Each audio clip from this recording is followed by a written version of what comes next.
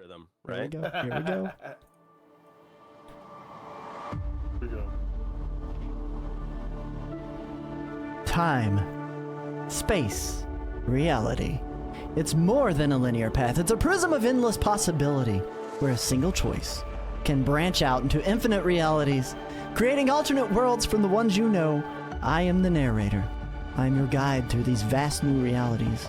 Follow me and ponder the question, why? Previously, during Dynamite, the Shadow Guard interrogated Also Krivix, cheese. a scroll that is part of the fractured scroll empire that is desperate and looking for anything they can get their hands on to take out an intergalactic pursuer. After Krivix explained their goals, our heroes delved deeper into the annals of New York City to find that below their feet lie the Savage Lands, a secret, prehistoric nature preserve. A high-octane car chase ensued with our heroes manning integrated power vehicles. They've gotten involved in a conspiracy that seems straight out of the pages of Jurassic Park, meets Fast and the Furious. Along the way, they've also found a new hero who's been on the trail for the past few weeks, Stranglevine. Will he offer help or be a rogue problem for the Shadow Guard? Only time will tell. I want to thank everybody for the amazing support leading into tonight, by the way. Thank you guys so freaking much. Nerded Art for a gifted community sub. Keyword Savior for the 5 community subs. Retired 11 Bravo for the 100 bits. 100 bits for an on-screen celebration that apparently didn't happen. I never saw the on-screen celebration. But thank you for the bits, Keyword Savior. Retired 11 Bravo for another hundo.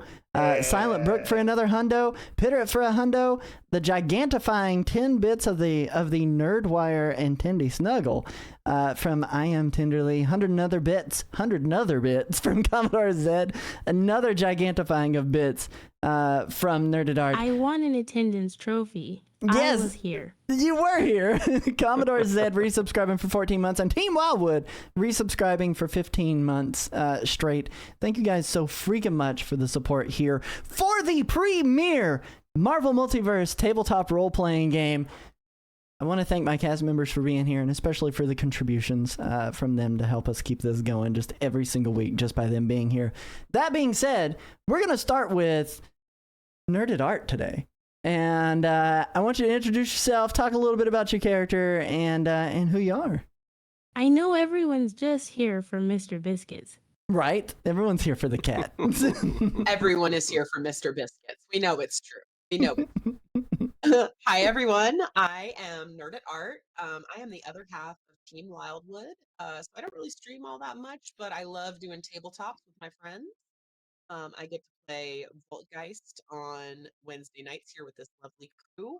And on Monday nights, I get to play a vampire over at Commodore Zed's channel. And actually, I get to play a Wraith over at Commodore Zed's channel for our finale here in just a couple weeks. I'm so excited. So tonight, I am playing Voltgeist. She is kind of a disembodied man in chair for the team. She handles the tactical, she handles the resources, and she's here to be the support. And I'm super excited to be playing with you guys. Thank you, Nerded Art. ghost Super in the excited to shell. have you here. Yes, the ghost in the shell, Saki. Absolutely. Thank you so much for being here, Nerded Art. Thank you for playing that man in chair. Now man in car. Now currently man in car. We're gonna go to Recluse, aka the Crippler, aka Commodore Zed. Tell the people about your character. Tell them about your stream. Why should people come and follow you? I play the Recluse, aka the Crippler, aka Spider Mean. He's just a mean dude who got spider powers. He doesn't like to kill people, but he will put you on disability. He's just he's working with the team begrudgingly. He's got all the spider powers that Spider-Man has, except he's not a science dude, and he doesn't have weird webs that shoot out of his body, which we will talk about. So he doesn't have web casting. He just wall crawls and breaks legs. As to maybe why you should follow me, I'm Commodore Zed. I stream a lot of tabletop role-playing games as well, World of Darkness, mostly, and we've got some avatars spinning up here in the future, which is going to be a lot of fun. Currently, we're running an Anglo-Saxon era vampire game on Mondays, and we're going to wrap up Wraith here soon on one of these Saturdays coming up. Heck yes, it's going to be a good time. I get to play in that Wraith game along with a couple of other people from this amazing table of heroes going over there to play Wraith. It's been such a good time. Been a fantastic, phenomenal time. I am Tenderly is next up on the chopping block. Not the right terminology at all, but you're next. You're next on stage. Let's put it that way. How is Tenderly doing? What character do you play? Why should people go and follow you? What do you do? What do you do? You are Tenderly. That's what I've heard. We are Tenderly. I don't even know anymore. I'm just some chick on the internet doing a thing. I don't know. I'm usually playing a cat. Ta-da! Meow. I play Mr. Biscuits, and to no fault of their own, there usually ends up being a character in any game that is just like what draws you, like everybody's like that character. Yeah, that's Mr. Biscuits. And I'm not even slightly ashamed about that. Mr. Biscuits is amazing, y'all. Um, and maybe don't come follow me. Whatever. Everybody Everyone better go follow follow her. Tenderly. Actually, Everybody now, follow Tenderly. now because she said that, everybody now go follow her, shower her in love, and make her regret the decision to say that. I hope her follow notifications are just popping off over there. I'm going to follow you just to follow you again. Yeah, just spite follow. Just do it that way. I am going to attempt to return to streaming tomorrow. No guarantees, but I'm going to try to. Absolutely. It'll be a good time. What are you playing tomorrow if you choose to stream? What are you going to do? Are you digging into some cuddly, cute, and cozy stuff, or are you going to do something a little bit different? Tell the people a preview. Well, normally on Thursdays, I dub them Throwback Thursdays, and I play stuff from out of my old stuff, but due to my sensitive state of being lately, I really just might find something that's just a real good, feel good, cuddle up and jam to some music kind of day. Heck yes, absolutely. Everybody go find her. It's real easy. I made it super easy for you. Hit that heart button, go follow her, and go hang out with her. Doom Eternal, that's the one. Doom the Dark Ages. Sometimes slaying demons is very cathartic. Yeah, you gotta rip and tear until it's done, so it'll be a good time. Keyword Savior, our newest member to the Marvel Multiverse Roundtable. Who are you? What do you do? And who you playing? I am Keywork Savior. I have made my glorious return to streaming this week. Other than TTRPGs, been rocking Switch 2 stuff, Mario Kart World, Tears of the Kingdom, and I checked out Wind Waker today. It is phenomenal on the NSO. It's so pretty. Otherwise, here in the Marvel Multiverse, I play Stranglebine, a former, botanist scientist who had some weird science happen to him, and now he has an innate control over plant life. And I guess we'll see how he works in with the Hell's Kitchen team, Mr. Biscuit's Angels. So he may take issue with that name. I understand. Angels? I see no angels. He is with the X-Men. He's very literal, Stranglebine, as I'm discovering. It's part of the joke. It's part of the joke. It's that logical, scientific mind of his. Yes. Oh my goodness. Dragonus. Happy birthday, by the way, in game to Dragonus. Specifically Dragonus, not Sakura. Today is Dragonus, the character's birthday, according to the character background that's in there. And Sakura, tell the people about your character. Tell them about your stream. Why do people come and follow you? What are you doing?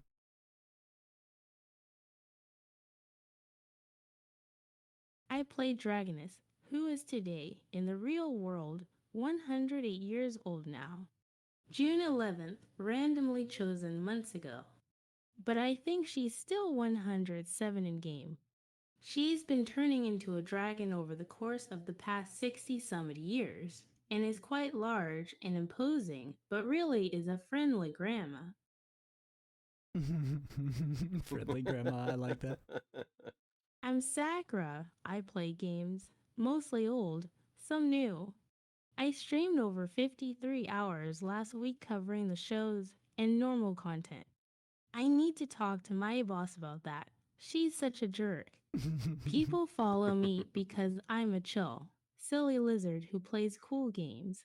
I would agree with that. Everybody go give Saki a quick follow. Absolutely. Just an amazing person, amazing streamer, and an amazing friend. And if you're curious about Summer Games Fest, that was where to find most of the information beyond Sisterhood Saturday that was hosted over on Tindy's channel for Women in Games, Wholesome Games Direct, and or the Future of Games that was going on over on her channel.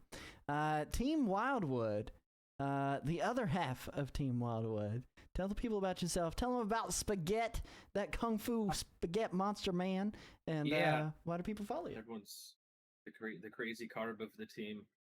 I play Kung Fu Spaghetti and got a lab accident, turned him into some crazy spaghetti man pasta kung fu action. And I normally stream some retro games, but it's been busy here going into summer, so it's been just hanging out with these guys doing a lot of TTRPG stuff, but been live pretty often with that. And hopefully here after our camping trip coming up, get back to streaming next week, some retro gaming.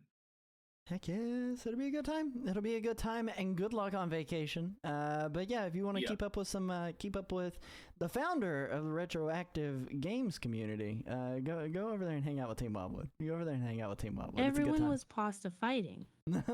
Everyone was pasta fighting.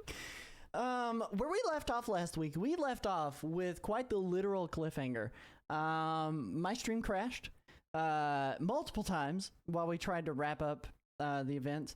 Basically, that was my computer telling me nicely, hey, you should let everybody go to bed. It's 1 a.m. And so we're going to be resuming right where we left off last week with Spaghetti and Mr. Biscuits, who chose to plow through some vines into the unknown and were able to stop their vehicles in time to stop them from careening off a cliffside.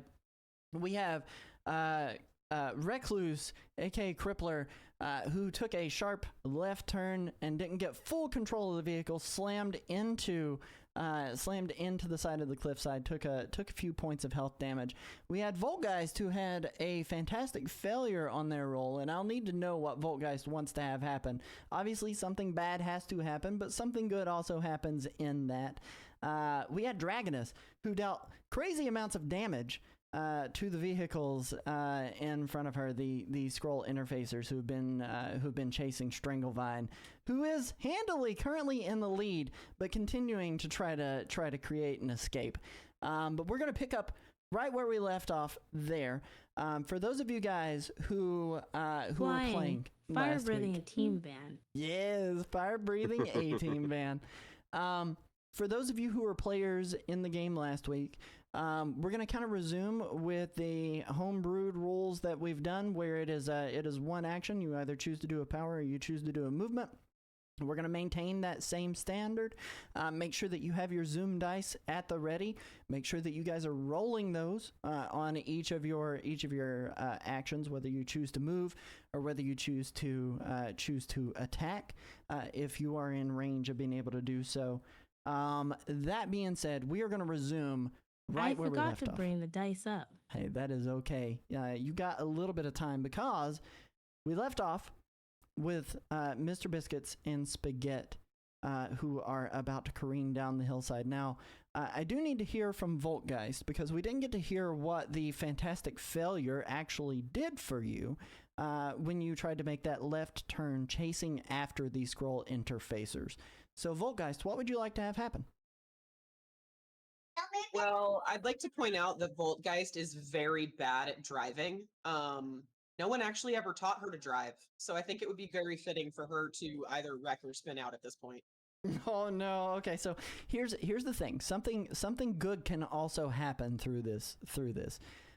So what I would do in this role, because it was a pretty okay roll still yet.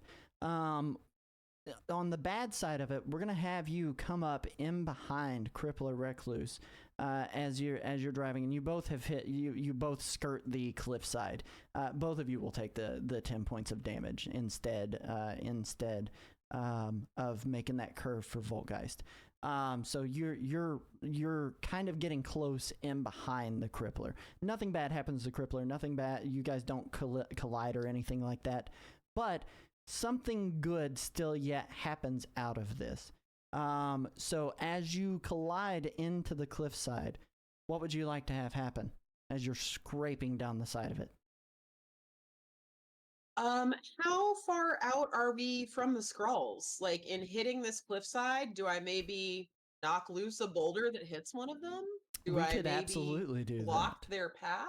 We could absolutely do that. So, as far as blocking their path, your impact isn't. It wouldn't be hard enough to create any kind of blockage. But what will have happen is to the scroll infiltrator that no one has really kind of focused on too terribly much. We're gonna have your impact creates a shake as Recluse and Crippler slams into the cliffside. It starts to create some shockwaves, but you come in, and as you careen into the cliffside, it finishes off the shockwaves going through the hillside there, and a gigantic boulder does kind of start rolling down the mountain, tumbling, taking dirt and debris and vines, and it ricochets off of a tree, and as it ricochets off of that tree that was on that cliffside, it ends up bouncing, and it slams into the top of the scroll interfacer that you hadn't really paid much attention to, bouncing off of the top of the interfacer's roof, causing him to not only take 10, no, we'll make it 15 points of damage, causing him to take 15 points of damage from this massive boulder, bouncing off of his roof. And he is so surprised by that boulder that he begins to hit his brakes a little bit to be able to kind of right his vehicle, because it starts to spin out just a little bit.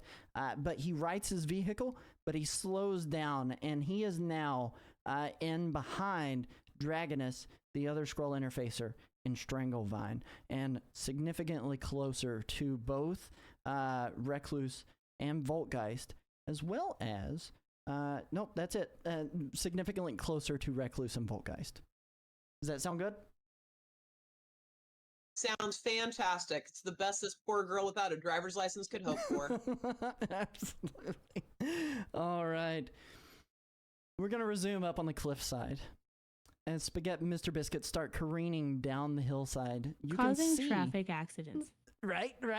You can see down below those who made the curve as they come careening down the pathway. You see Stranglevine in the lead, followed by another interfacer, followed by Dragonus, who has done nothing but spam ram and fire breath into the back end of that interfacer between Stranglevine and herself. And in behind them, you notice the rock that slams down on the secondary interfacer.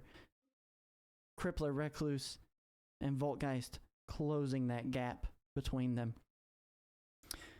Their road remains narrow, and asphalt starts to disappear before them, giving way to gravel and then dirt and then mud. This flooded section of the road is ripe.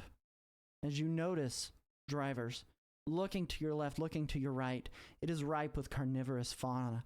These gigantic, flytrap-looking plants are waving in the wind, waiting for something to come within the grips of their toothy maw. It's a swamp. Your momentum slows. Your tires grip in the mud. It's not too far to the end of this segment, but you know that danger is lurking around every corner. The scroll interfacers continue to plow through this section of the course right alongside of all of you. But now, their attention seems extremely divided between chasing down Stranglevine and staying alive through this part of the Savage Lands. Those in the swamplands, what do you do? Yes, sir. It's the question. Are they still tumbling down the cliffside? The rocks, or Mr. Players. Biscuit and Spaghetti. Mr. Players who Biscuits didn't make their and turn. They have not yet been able to take their turn just yet. So we are starting with you in the turn order right now. So they have not yet gotten the chance to start the tumble, but they can see you guys as they begin to. So can I notice that they're tumbling? Can I make a vigilance check? Okay. Yeah, absolutely. If I see them going there, I'm gonna whip around. Okay. And just wall crawl down and snatch them up. I think that's a great choice. At least I'll just reach out one hand and grab You've got the strength to do it. You've got the strength to do it. Grab one of them at least. I have extended reach in my vehicle, so grab Tindy or grab biscuits. That's grab the perfect. biscuits. That is beautiful. So I'll let's yell go that out ahead. my window. I'm gonna have you do a for that. I'm gonna have you do an agility check. Yep, figured. Okay. Yep. The agility check for that, because your car comes equipped We need with to wall look at crawling. Mr. Whisker's car. Because your car comes equipped with wall crawling. What I'm going to have you do is target number on this agility check. It's going to be difficult. It's not going to be super hard. It's going to be a 15 is going to be your target number. Tough to do. Okay, let's go. Go. Oh, and a zoom. I believe you get it. Yeah, roll that zoomy. 6. Nope, I don't get it. Oh no. Damn, that's what it showed up at first, damn it. That was I thought it was a cool idea, but it didn't work. Oh, it was my a goodness. sick idea. So can I use a reaction? Yeah, you can use a reaction. Because he misses, can I reach out with extended reach and just give him a quick high five? Yeah, absolutely. Let's do that. It's not going to be a reaction. That's just flashy at this point. I'm not going to have you waste your reaction for a high five. I got 2 of them per turn. Sometimes I just got to find something to do with them. You know? I do a reaction. Yeah, you can do a reaction. What would you like to do?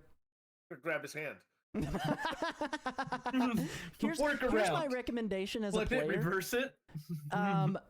Spaghetti, if you use your reaction, actually use it to help teammate to give them edge on this roll. Okay, fair. Yeah, that's true. I'll reach out and help him by way of my hand as well. You both are high-fiving, and with that high five, it kind of re-energizes him and refocuses the crippler to be able to go, okay, I need to try this again. So you swing back around on the cliffside in your vehicle, tires gripping the wall. Go ahead and do your lowest dice there to re-roll it. I would recommend the Marvel die. Dice sauce. Yeah, it's going to be the Marvel die. And you did get an O on that. Another O. Oh no! Oh golly, jeez, with that. All right. As you attempt to swing back around, it's exactly it. It's too buttery. It's happening to me tonight. You go to grip, and Spaghetti's noodly hands kind of slip out of your grip. No matter how tight, you are afraid to use your full might to do the grab because you know that noodles are just noodles. You would squish them and they just out of the hand. So you let go and then continue back down toward the swampland, setting you a little bit further behind the rest of the crew, but that is okay. That is okay. You made a valiant effort. We are going to go to Stranglevine now, who is in the lead with one interfacer that is still chasing you, currently maybe chasing you. It's hard to tell now. Their attentions seem extremely divided between the carnivorous fauna and here.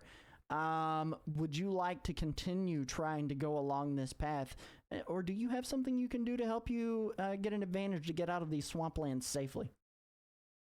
Well, I do have my vine swinging, but I've noticed what's happening behind me. I presume that a giant van has come down and swooped onto the van behind me, right? Like, I'm not oblivious to this. No. You've checked your rearview mirror. You see the explosions of fire and you've heard the screeching of metal on metal. Can I crank a handbrake U-turn and use a move, or? Go ahead. You can. Let's make you do the Akira style skid narratively, and then what would you like to do in that process? My radio is blasting right of the Valkyries. Hell yeah! Intimidation check.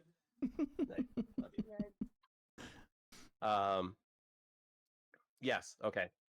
So, I wanted to use the elemental burst, the thorn shot from my interfacer. Oh heck! You don't even have to do the drive back toward it. You're doing the elemental burst, correct? So let's go ahead. What is your roll for your elemental burst? Remind me. Give me a second. I do have it up. It is Just a range attack. So it's So going an to be for agility. agility. Mm-hmm. Yep. Your target number on that is going to be 14. Doing an elemental burst as you're doing an Akira slide. You kind of your vehicle Nice. shoots up this extreme elemental charged. You describe it for me, actually, Stringavine. What does your car do to be able to do the elemental burst? It's literally just it forms a seed pod, and it just high pocket pressure just shoots out that thorn from the seed pod. Ooh, I dig it. And then your agility is a 5, so that takes you to It's a 15. 5. It is a guaranteed hit. So you are taking aim. It hits the vehicle as that seed pod shoots out. It hits the vehicle, and it does. Let me see here for this. It would be 2 times 6 normally, but these vehicles do have sturdy 2.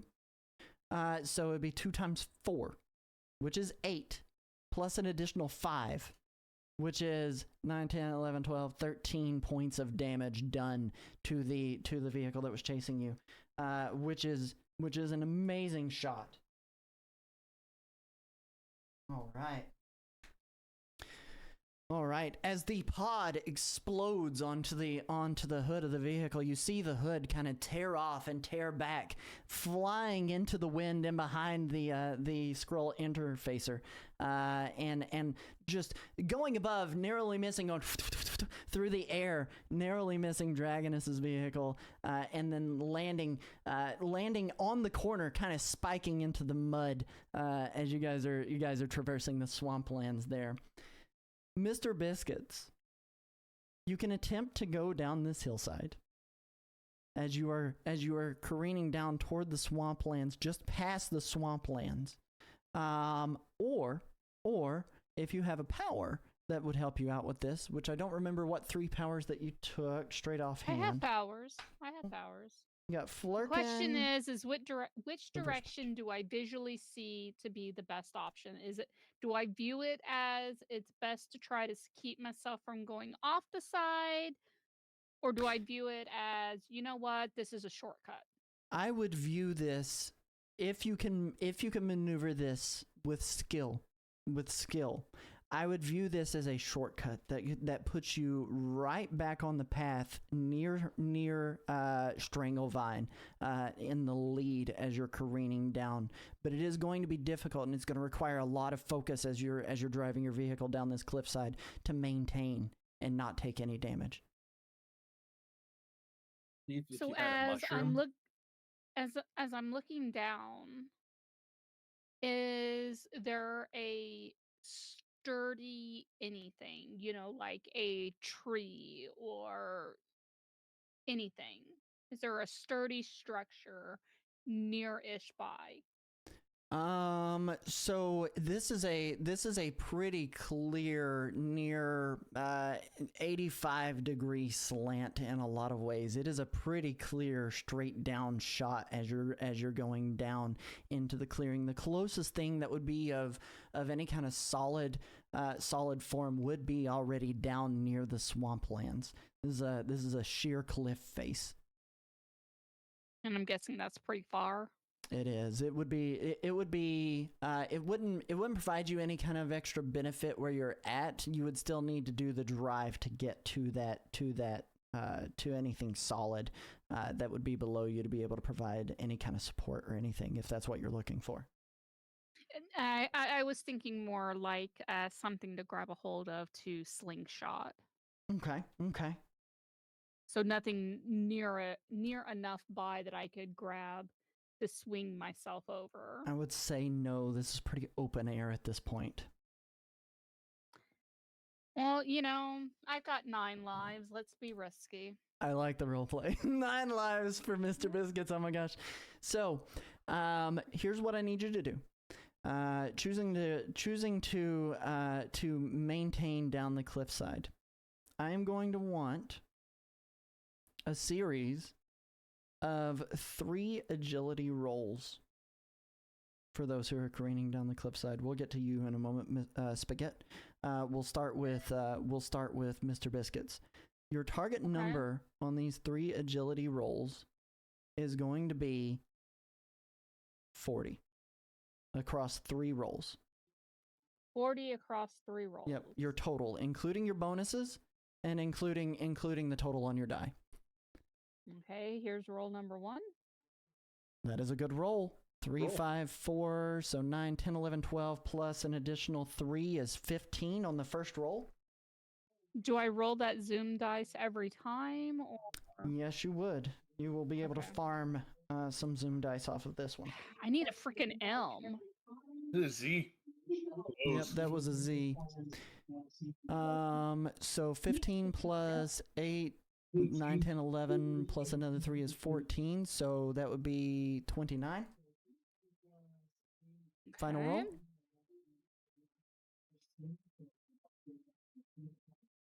Oh, nice. Marvel.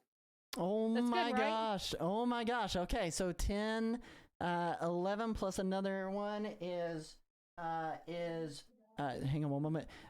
10, 11, 12, 13, 14.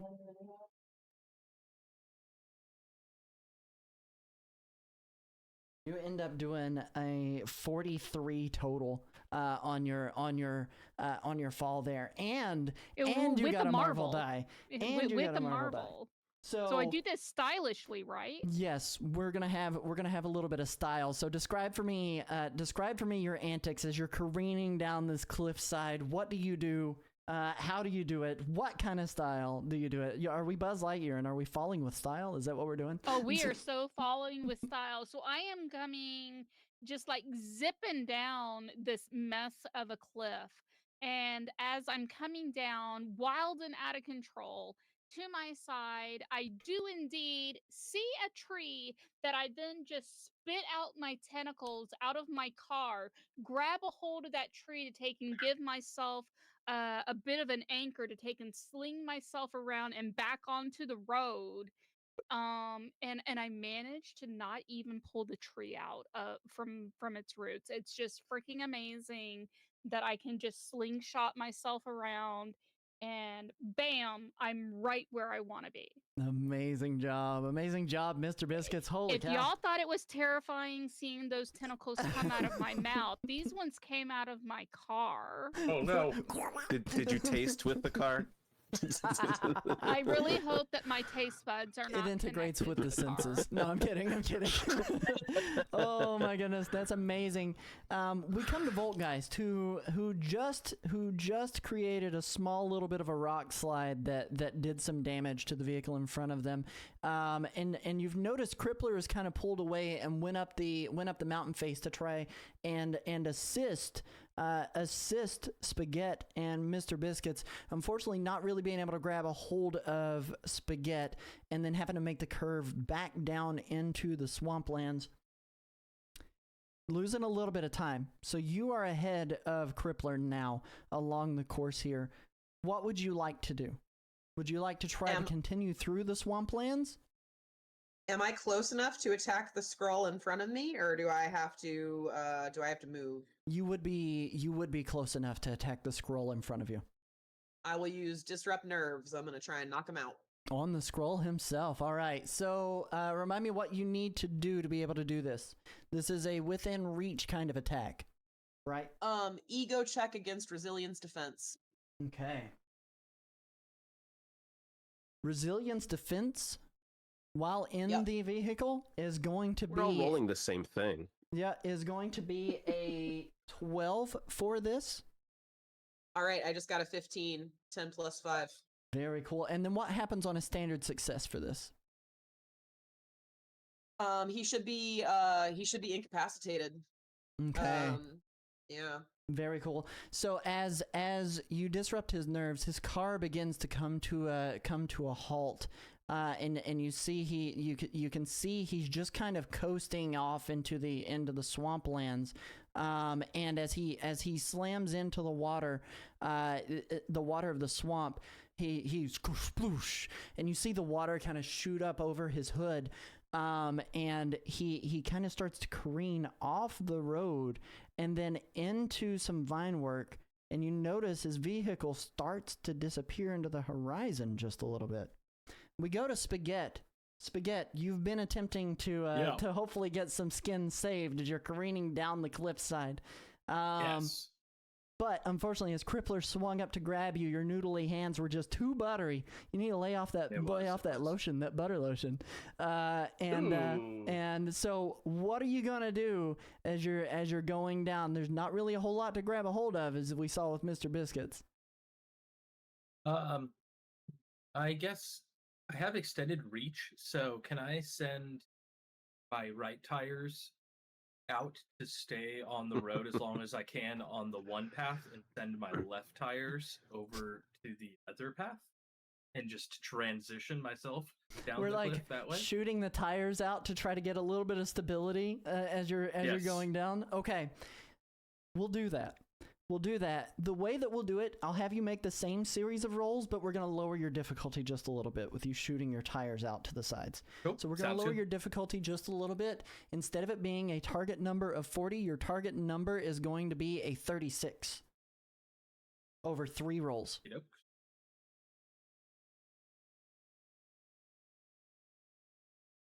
Zoom facet back in a box. Here we go. Mm-hmm. Okay. Oh, and Volgeist, if you could give me a zoom dice real quick to see if we can start collecting again. There's the Z. I got the juice. Hold his head. Look at that. Can I activate? Well, I guess I should see if I make this transition. You can use it if you want to, and forego having to do the other 2 rolls in the sense of danger, or you can save it and continue to do your 2 rolls. Why not? That'll be cool. Very cool. I'll use the nitrous while I'm transitioning my tires. Describe here, for me how it down the happens. hill. So once I finally touch my left wheels onto the lower path, I'm just gonna hit the zoom, and then my right wheels are just gonna be like floppy noodles in the wind, just trying to retract as my car bursts ahead and catches up to the pack down in the swamp lands. You actually get a little bit of a shortcut here using your zoom. So you come out It's the in mushroom. front I get of the swamp shortcut. lands. Yeah, you do. Yeah, you do.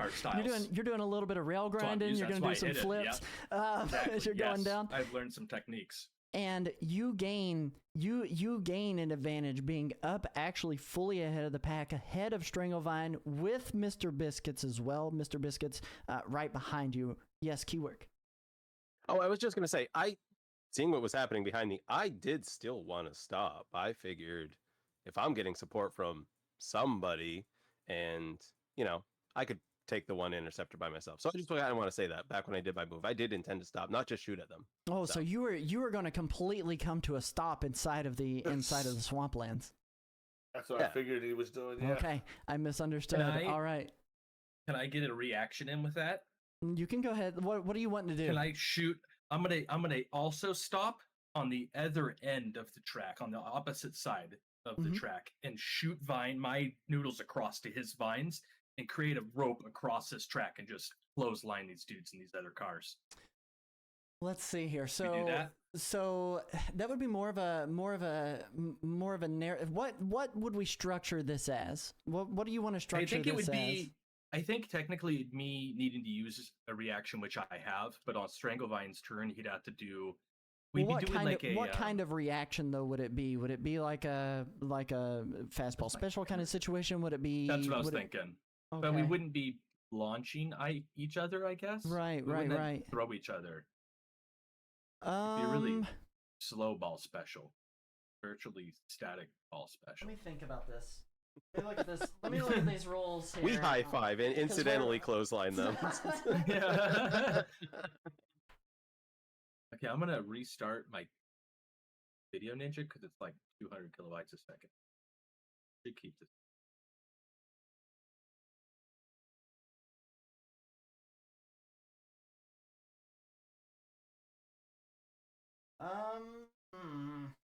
It's like a pop pack.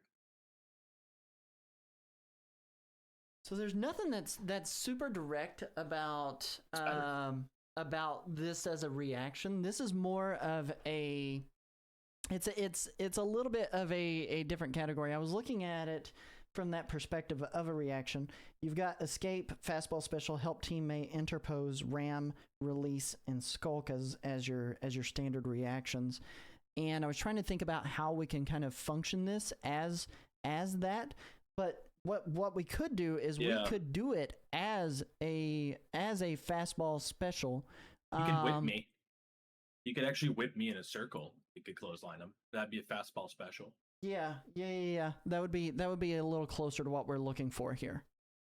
Or I could whip him, depending on strength, I guess. You have a secondary. You could whip him, but you're gonna have to try to whip something that is considered big because it is a vehicle. Can you whip something of that size? I got the Mighty 2, so I can capsize enough you the could do size that. of things You I could can do that. throw. And I got a 5 in melee, so it seems Absolutely. like, yeah, okay. So you can fastball special him, but we're gonna need some dialogue there because as far as that's concerned, Stranglevind doesn't know Spaghetti. He just knows that you've been in pursuit of the people who are pursuing him. So he's gonna okay. be... So I'm just gonna slide up next to him and I'm gonna go, let's stop these fools, and I'm gonna throw my noodles out of the window towards him, and. How does Stranglevind is going to... You spaghetti man!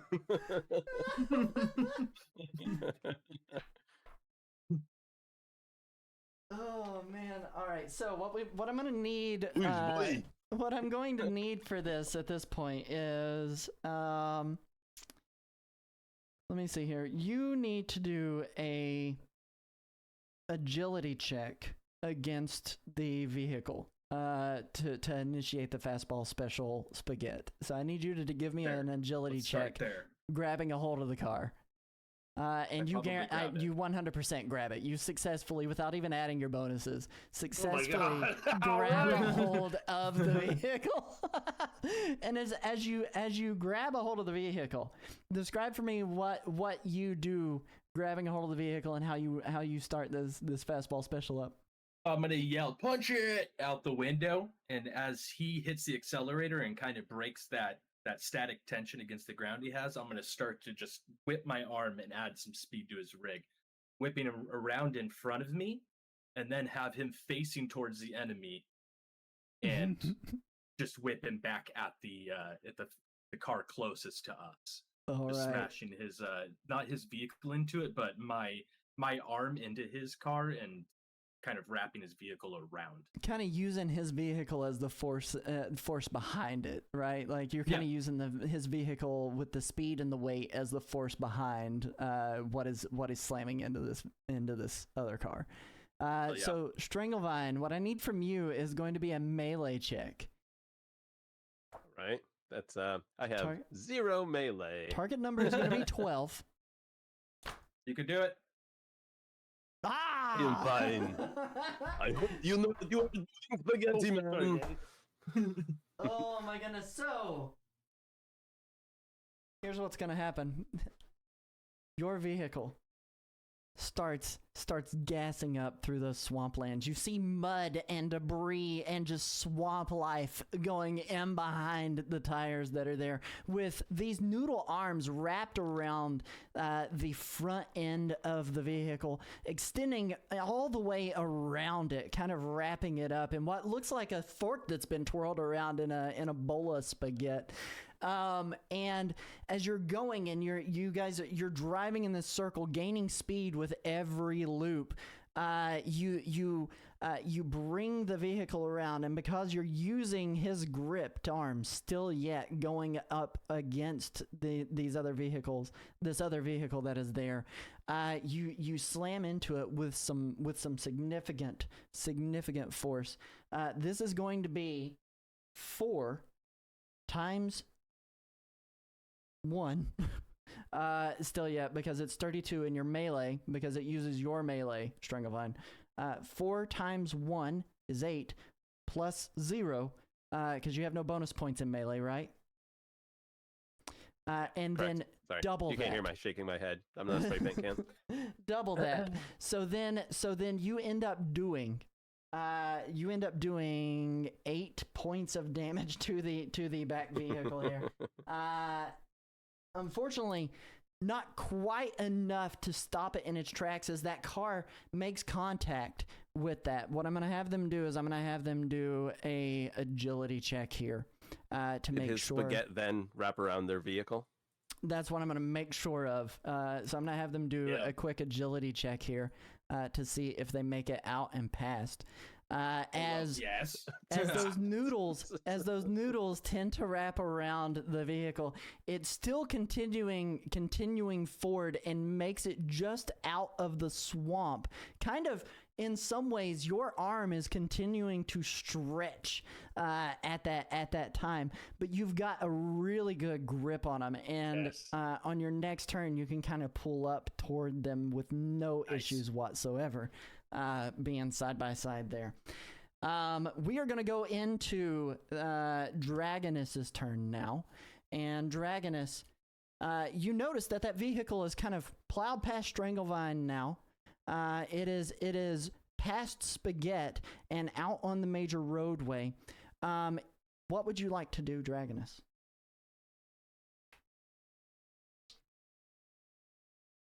Wait, that.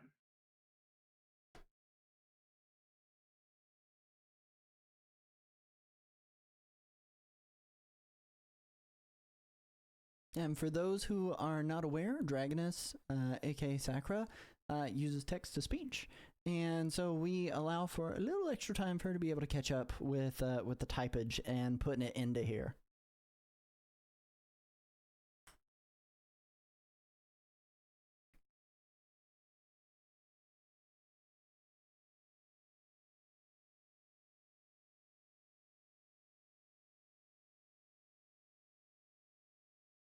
I'm going to ram the one in front of me again and demand they surrender. Okay. So here's what you end up doing. I need you to go ahead and give me a quick melee check to be able to do this. Yes. Did we forget about the toxin on them? I have not. I've calculated we haven't even finished this turn yet. I've calculated their deficits at the end of last round. They take 5 points of damage every round that they do not heal. All right. So we got a 5, a 6, and a 3. Okay. Here's where things there we go. Yep. And make sure that you guys are keeping track of your letters again. As it stands, I have everybody except for Mr. Biscuits having a full Zoom set right now. But Voltgeist just used her Zoom, and Spaghetti used his as well. So that's what I've got on my chart. Okay, and Dragonus used hers? Okay.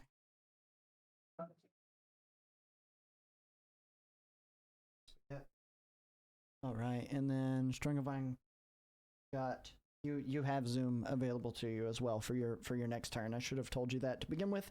I apologize. Should have known. So I'm just O. Oh. All right. So as you go to ram them, they are going to use a reaction because they are still within reach. Because in their vehicle, they also have extended reach, within reach of Spaghetti, who has a hold of the car right now. And they are going to slam on the brakes, noticing you in the rear view, and they are going to, no wait, hold on, my apologies. They can't do that. This is not a ranged attack. This is a melee attack. They take the full brunt of damage. They cannot slam on the brakes. They attempt to slam on the brakes. It doesn't do any good. Spaghetti continues keeping hold, dragging them along with his vehicle and his arm attached to them. And they do, so it is going to be 6 times. I'm also attacking from above. 3, which is going to be 18 plus 6. Which is 24 times 2, which is 48 points of damage as you come in from the air, just boom, right into the back of the vehicle, causing it to lurch forward, along with Spaghetti's arm holding onto it, extending out, kind of like a rubber band, just like getting thinner and thinner from that force, but he's still got a good grip. It's not hurting him any. That man's made of rubber. He's fine. But it does another... half. 48. Yeah, you take half, so you take 24 points of damage to your vehicle as well. How many points of damage do you still have available in your vehicle? Because No you rammed problem. last turn. And you had 100 health points on the car to begin with. Note that damage is only done to your car, not to you directly as a player.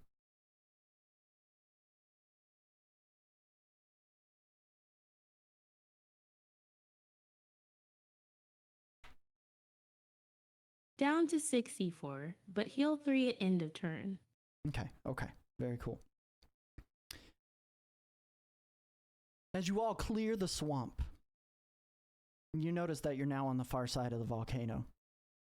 On this side, the lava flow has begun spiraling down the cliffside and into the fauna that was there, directly ahead of you, dripping down into a cavern entry. And it's pulled up, closing off any hope of returning back to where you came from in the Savage Lands. One scroll has careened off into the swamplands in the tree line. And by the looks of the lava, you all don't have much time either to get out of the way of this lava plume, forcing you guys along.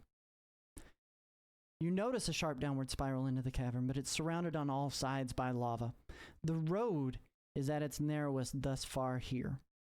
If you hug the wall tightly enough, you can likely make it out of this unscathed and unsinged. Or you can attempt to try to bust through the wall of lava that's beginning to cover the cavern entry, breaking through to the roadway just after it. We are going to start with Recluse, who is behind Mr. Biscuits. You've made it out of the swamplands at this point, with very little issue. Curving up with this honorability and heroship that you did, curving up the cliffside and kind of coasting down onto the main highway as well. But what would you like to do? Well, if I have to hug the wall, I'm just going to wall crawl so I don't take up room. Perfect. And make room for, and just try to, and zoom. Ooh, easy peasy. I have the zoom and just go. Give me just a narration of what ends up happening, what your car looks like as it's doing that. Where you don't even need to roll for this if you're using your zoom. It doesn't. I mean, it looks cool, I suppose, but he's driving, he's coming down the cliff, and then he just shifts and hits the wall, and instead of hitting the wall, he kind of angles in, and the vehicle just sticks to the side of the wall, and he begins catching up with everyone else because there's nothing else. It's just pure. Doesn't have to dodge anything. It's just open space for him. Correct. And he just kicks it into gear and just zooms straight ahead. Very cool. I dig it. Stranglevine. Yeah. What would you like to do next? Congratulations, Crippler, making some good headway there. I'm going to beat feet after them, I guess, because this would kind of put me just behind Spaghetti, right? Considering I stopped and we did our little maneuver there. Yep. And I'm also going to use my who is behind Dragonus and the Interfacer. So that would be your positioning there. Okay. Is the Interfacer disabled? The Interfacer is not currently disabled. It is still going. Okay. Why don't we use my zoom? And I don't know. You said make a maneuver, right? So I guess just get up alongside the interceptor if that's what I can do. Absolutely. We're going to go ahead and have that happen. We're going to go ahead and have that happen with your zoom. So I guess I'd use vine swinging, right? Use my 3 times run speed. I totally I really like that. Yes. So you use your vine swinging, and what do you do how does it look coming out of your vehicle doing the vine swinging? I'm so curious what's in your headspace. I want to know.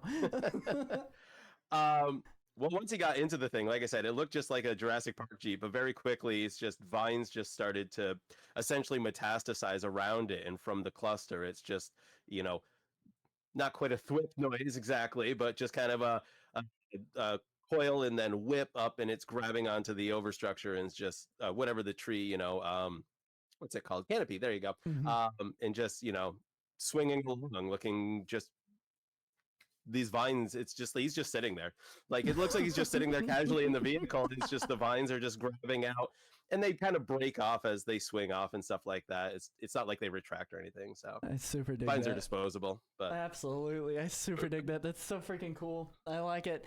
As you kind of maneuver, you do a little bit of a barrel roll and make your way past the wall of lava through the narrow gap opening coming into the cavern, and then landing very agilely on your feet. Speaking of people singed being layer of vines just ashes and falls off, but there's more underneath it. I mean, yes. Speaking of people being agile, we're gonna go to Mr. Biscuits. What would you like to do, Mr. Biscuits? You have successfully made it out. You're on this main roadway. You've successfully made it off the cliffside, rather, and you are trailing just ever so slightly behind Spaghetti currently. And how many bad guys are left? There is just the one interfacer who is not quite within reach, but very close for Mr. Biscuits.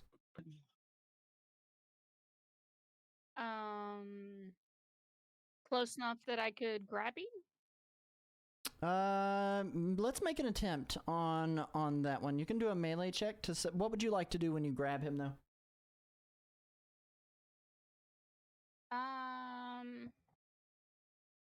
What is it that I want to do with him?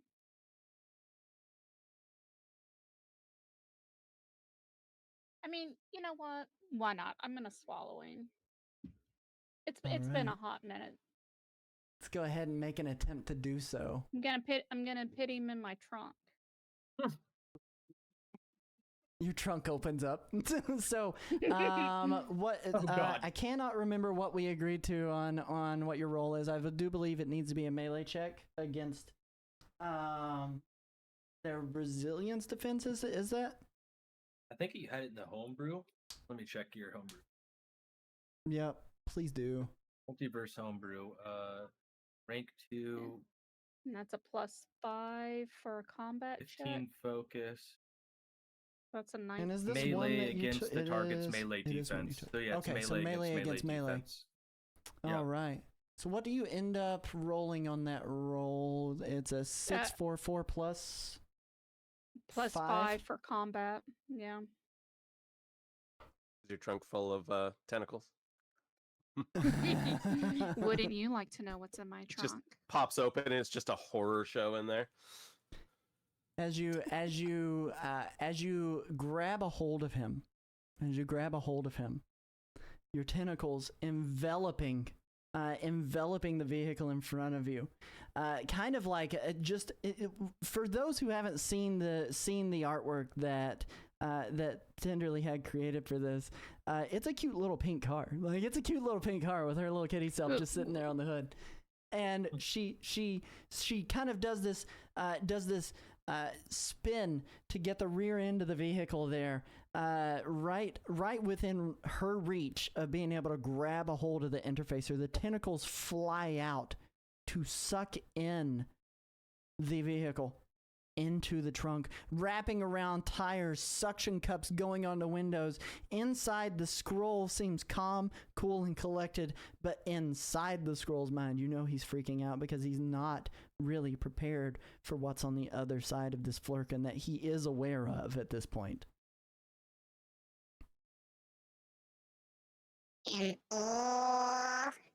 Don't touch any of my stuff. What's in my trunk is in my trunk, and that is mine. Let's go ahead and we are going to go to Voltgeist, who is next in the list here.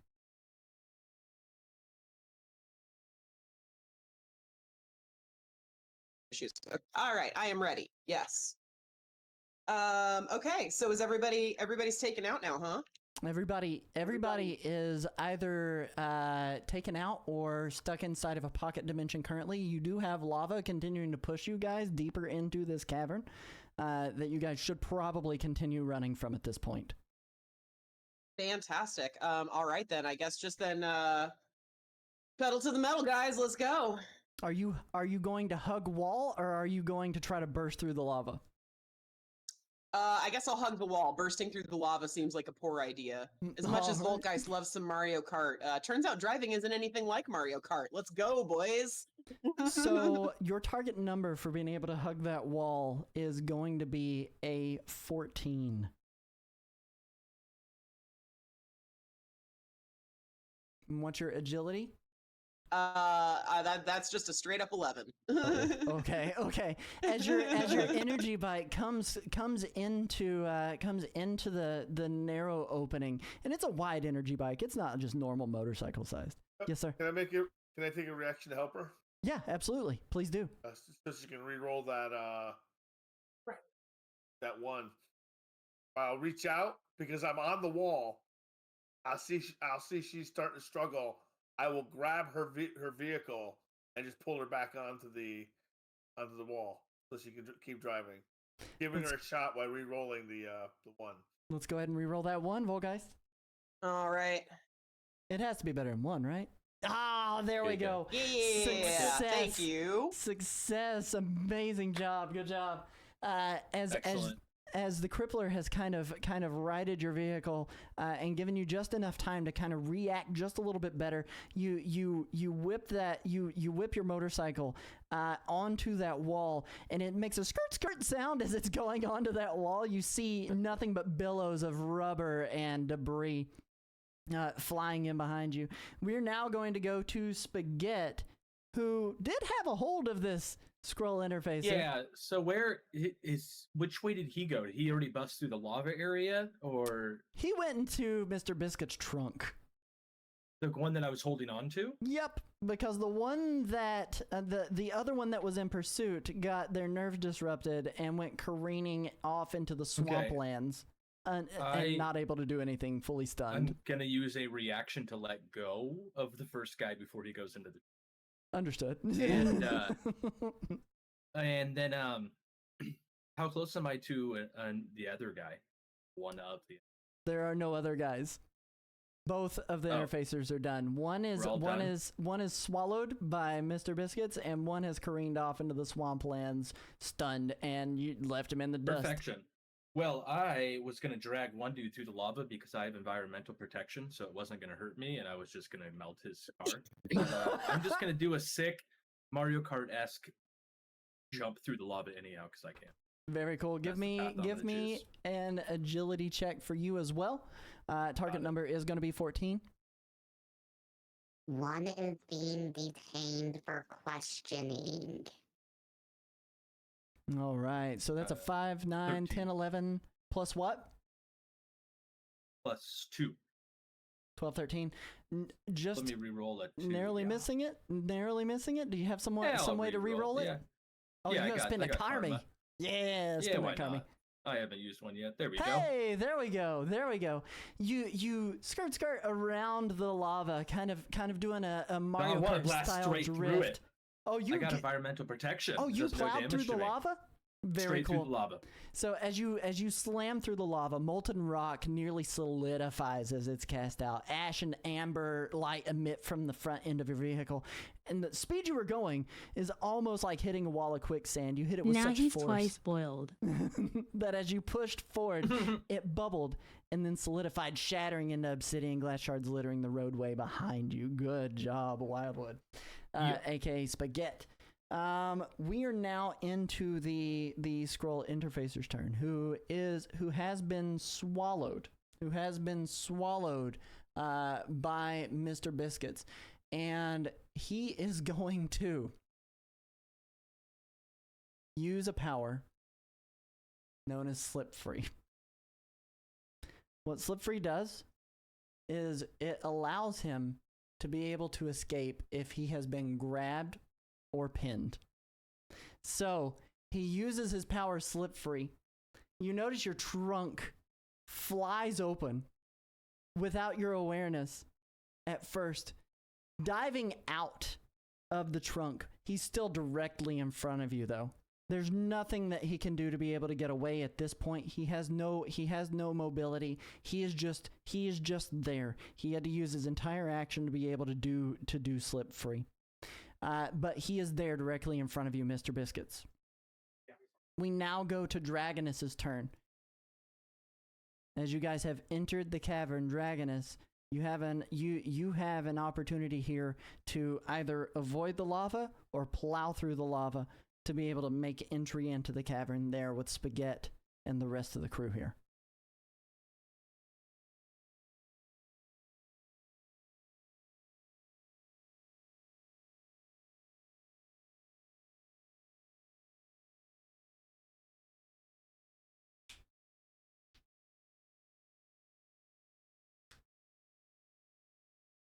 I suppose I can't fly high enough to ignore it. You could fly over it completely, but it would separate you from the rest of the crew, and you would be off in the Savage Lands. The rest of them have made their way underground at this point. And the lava is slowly filling the orifice. And you don't know if there would be another way to be able to make it down in there.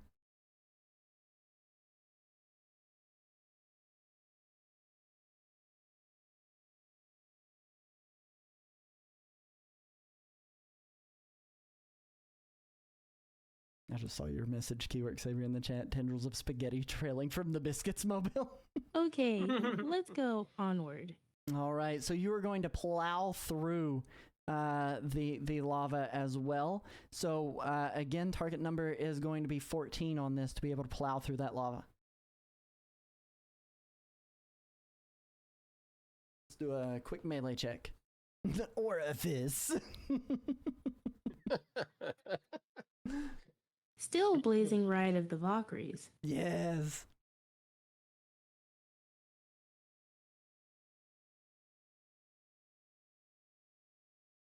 Easy peasy for Dragonus. Oh my goodness. Add 6 to that total roll. That's 9, 10, 11 plus 6 is 17.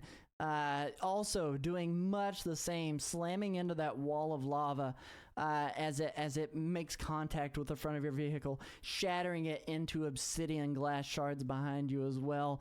Just a spectacle of dragon scale and vehicle and metal and just molten rock in behind you.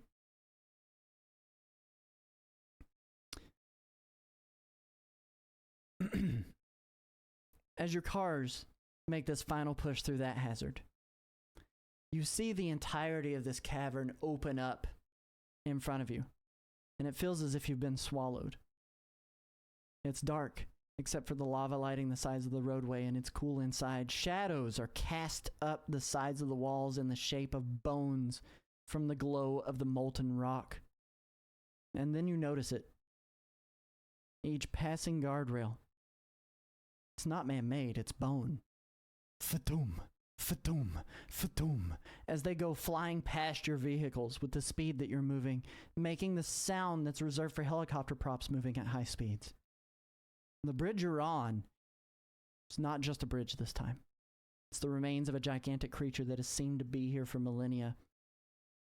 The scroll positioned between all of your vehicles, the lone scroll that is still left, still trying to figure out how to make his escape as he's coasting along beside of you, driving on the ridge of the dead creature's back. But you've all closed the gap. You're here now. You notice that ridge, it launches directly up and over onto a ledge. One final death-defying stunt away from making it to the end of this, out of the way of the lava that's been pushing you all forward, and there together with the scroll. The options are simple. You can try to make this leap, or you can let the scroll go.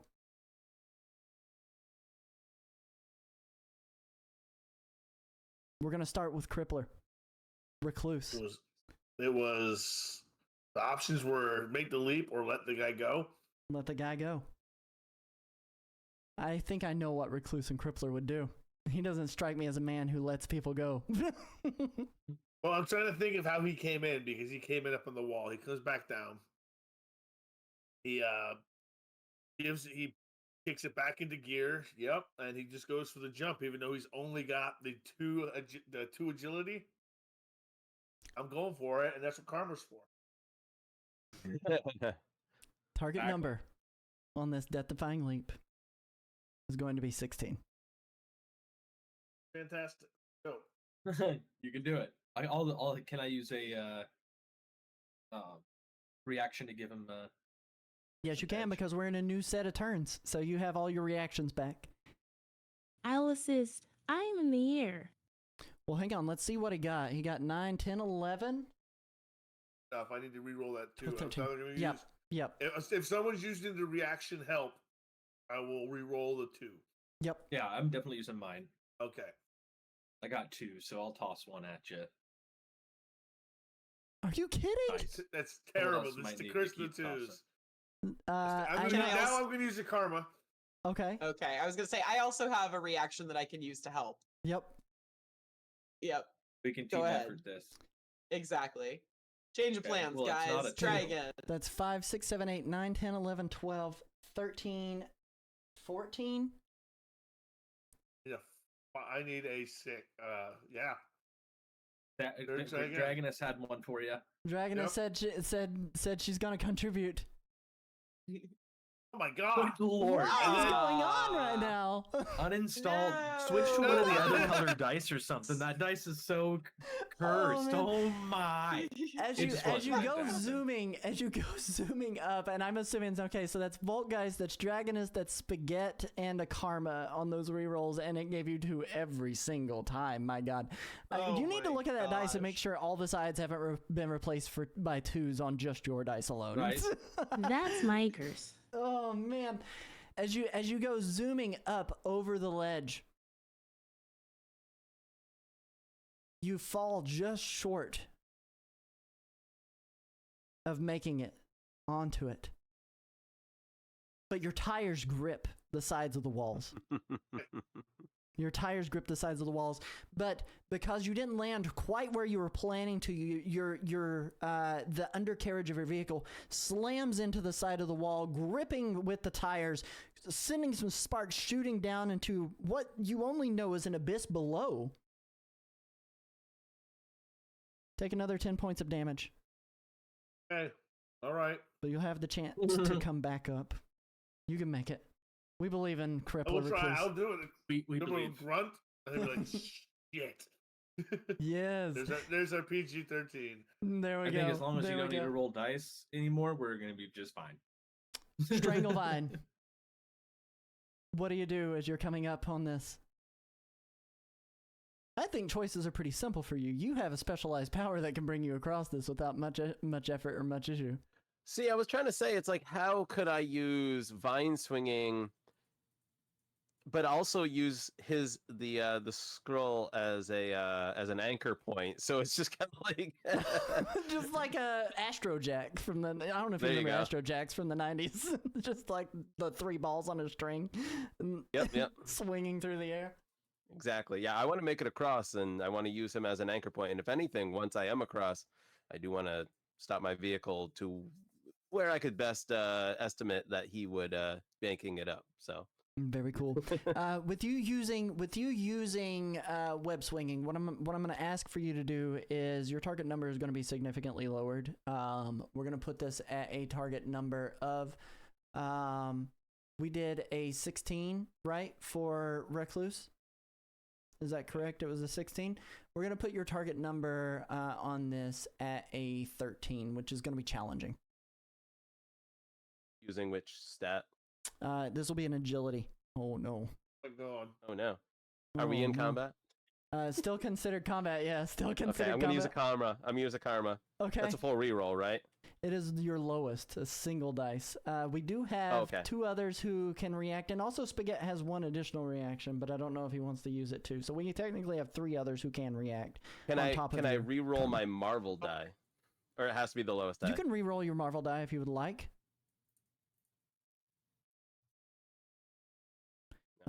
Let's see here. So this is an agility base. So it's a 2 plus 5 is 7 plus 1 is 6 plus your agility of 5 is an 11. It's an 11. As you shoot, yes. Help him. Reaction. Yep, there we go. Recluse is giving you some additional help here. Roll a die. You roll one. Recluse yells out, "It's not that far of a drop, you big dummy. Make sure that..." I'm kidding. I First of reach the out to twos. grab him. I miss. Ooh, okay. First of the two. Tossing out a lash at him to grab him. I'll throw There my we go. reaction at him. There we go. You can already use it on me. Ooh, Yeah. that is exactly what is needed as Recluse Thank has you, Spaghetti tried to Man. grab out, and Yeah. Spaghetti shoots out some noodles to try to kind of keep him balanced through the air, counterbalancing him. He ends up making contact Nice. with the interfacer with his vine, whipping across and around with the momentum from his fall, carrying him through and launching himself over onto the ledge. And making it through no small effort of the rest of the team here. We are now going to go to Mr. Biscuits. What do you want to do? You're going to try to make the jump as well? I mean, yeah. Let's go. Come on, Mr. Biscuits.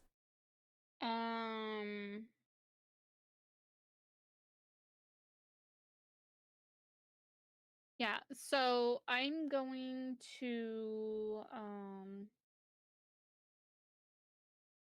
essentially use Sucker Punch to Okay. shoot my tentacles out.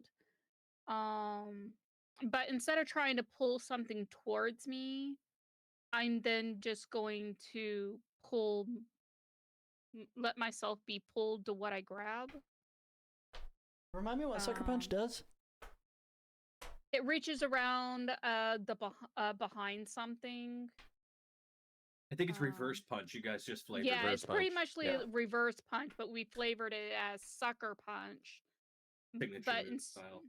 yeah, so instead of like instead of hitting it or grabbing it to pull it to me, I'm going to grab it and let myself be pulled to what I grab. Okay, so reverse punch isn't quite a grab. It's more of an attack that you would be doing against somebody. Are you wanting to attack the interfacer while he's still sitting there? No, I'm talking about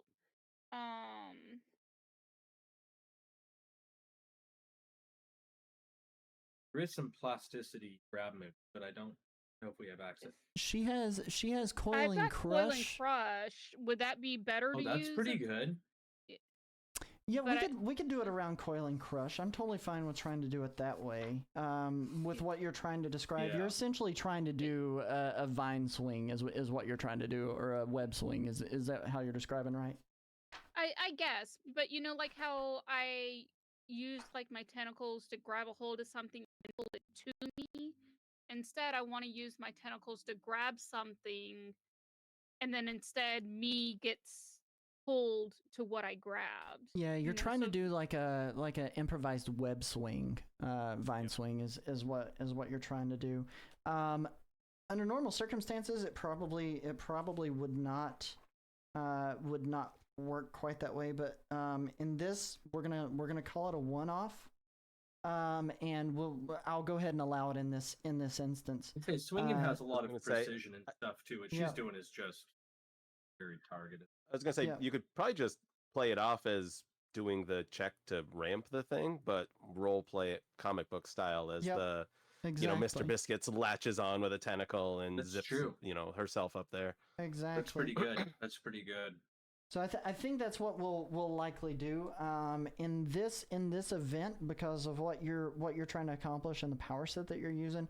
We're gonna make this a melee check instead of an agility check for you, though, and then we'll flavor it Okay. exactly like that. So target number is going to be 16. Still yet to do what you're wanting to do, and you should be able to.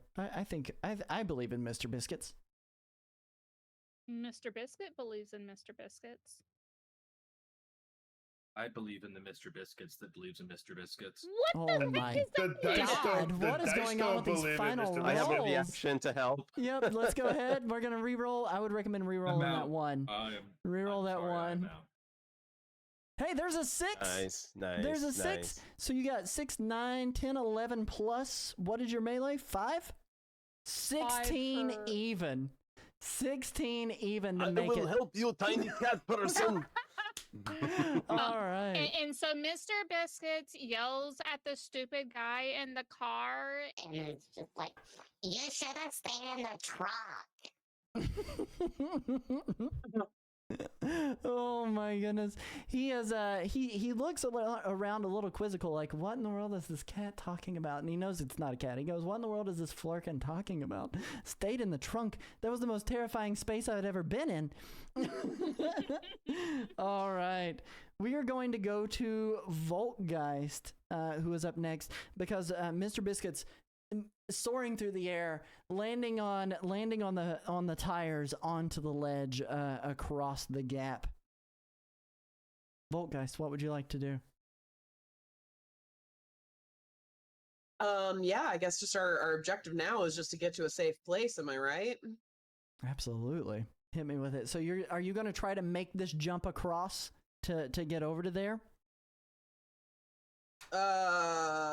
Probably not. I do not have the dice to do that. Is there any other way I can get to safety? Give me a vigilance check. Target number, because it is dark in here. Target number on this vigilance check is going to be a 17.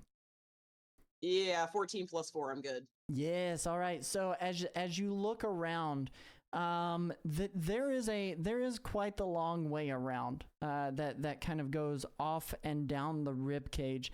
It takes you into the abyss. You ignite the lights on the front of your vehicle, and it is deep. It is deep down there. But you notice that there is a path that will lead you back up and around. But it'll take a little bit of narration to be able to get up there, and you don't perceive exactly if there are any specific dangers that are down there, but you can safely make it down that rib cage to get down into the abyss. Okay, that's what I'll do then. Yeah, I don't think I'm going to be able to make that jump, so I'll take the safe route even if it takes longer. All right, now Spaghetti, we're around to you, my good sir. What are you gonna do? Are you trying to make the jump, my friend? Well, yeah, I'm making the jump. All right, hit me with your agility roll. Target number is going to be 16 on this. So I see myself as not having let go of Recluse or Stranglebine's vehicle. There we go. There we So I'm go. hoping this is like some slingshot action.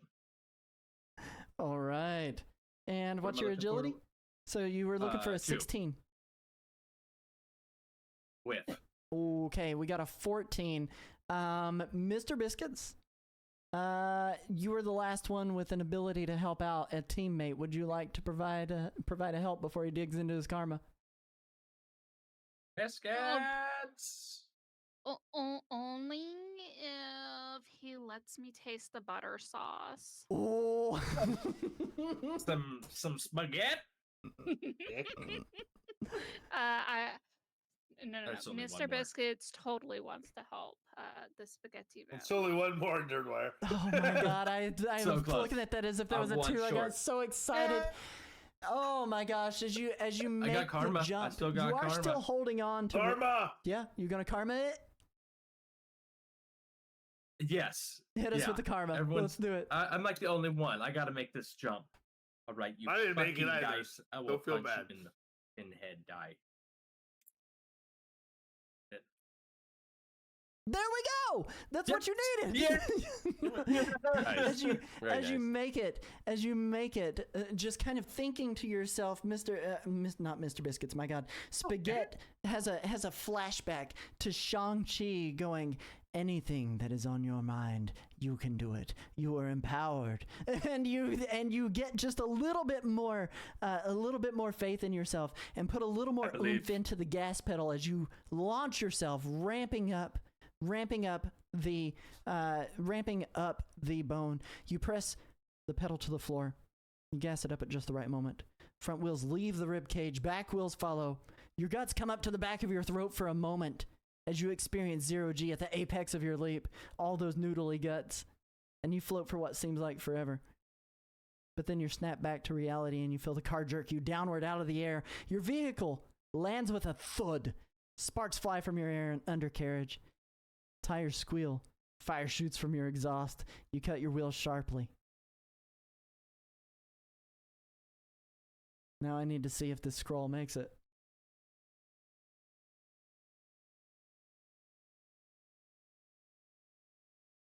It's fine. The scroll makes it with 0 issue coming up the up the rib cage. But as he lands, he sees all of you kind of lining and encircling. Dragonus, do you choose to use flight and not even have to make this agility roll?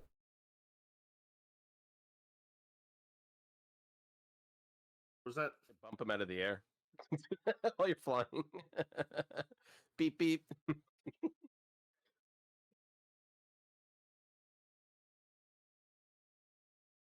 I appreciate Pitterid's use of I karma. don't think I've touched ground since we got into the cars. So you just hover gently across the gap as you come in behind the scroll interfacer. All of you encircling him.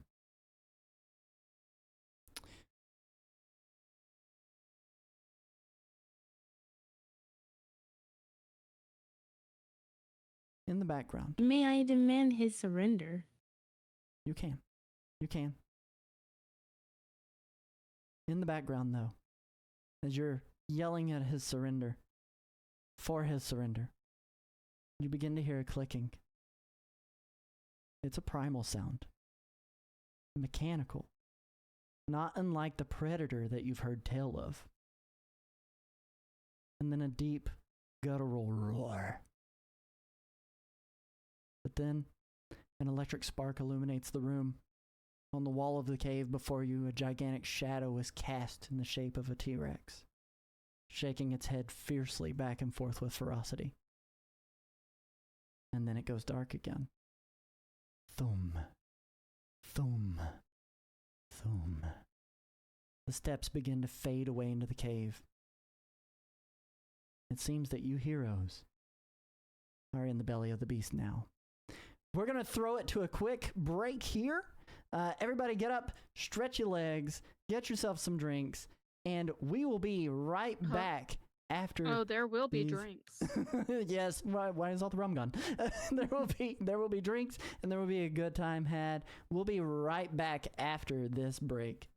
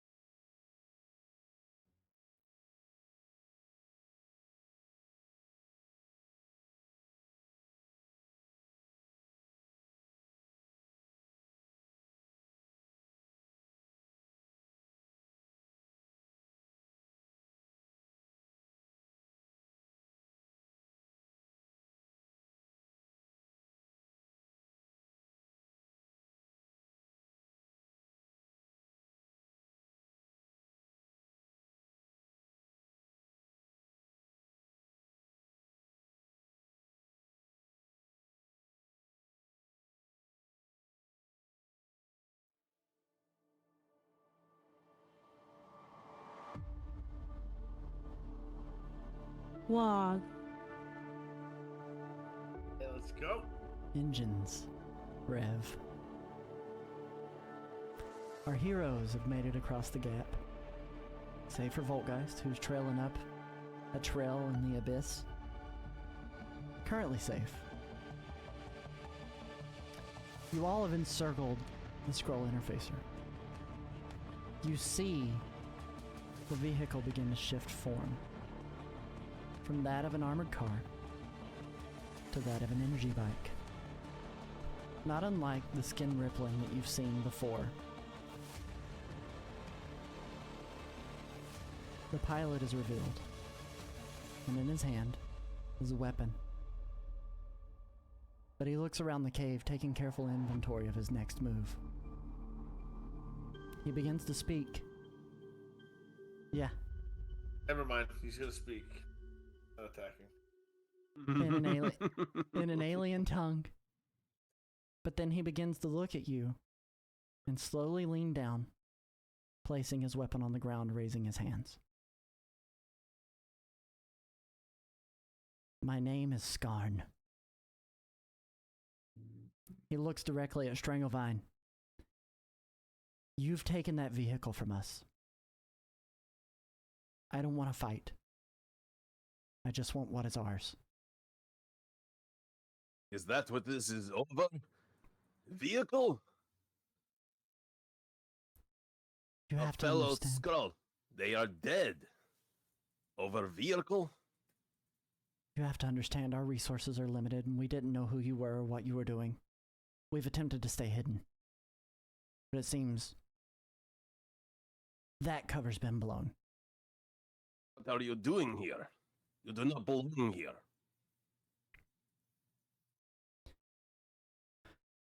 He thinks really carefully, hands still up in the air. We came to learn what makes DD-01 special. A project that had been held in captivity by S.H.I.E.L.D. for years, and apply it to ourselves. Modify our bodies. We have an intergalactic pursuer. We've taken to calling it the Pale Hunger. And we need to get rid of it. That's why we were here.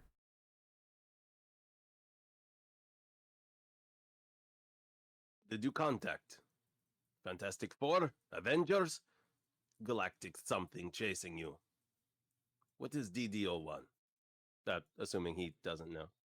The Crippler interjects. Apparently, it's a cybernetic dinosaur mixed with a demon that they thought was a great idea to release under New York. Our Oy, boy. intention was not to release it. He says with a little bit of rage behind his voice. Their intention was to modify themselves with it. And I know yet, who you are. here we are.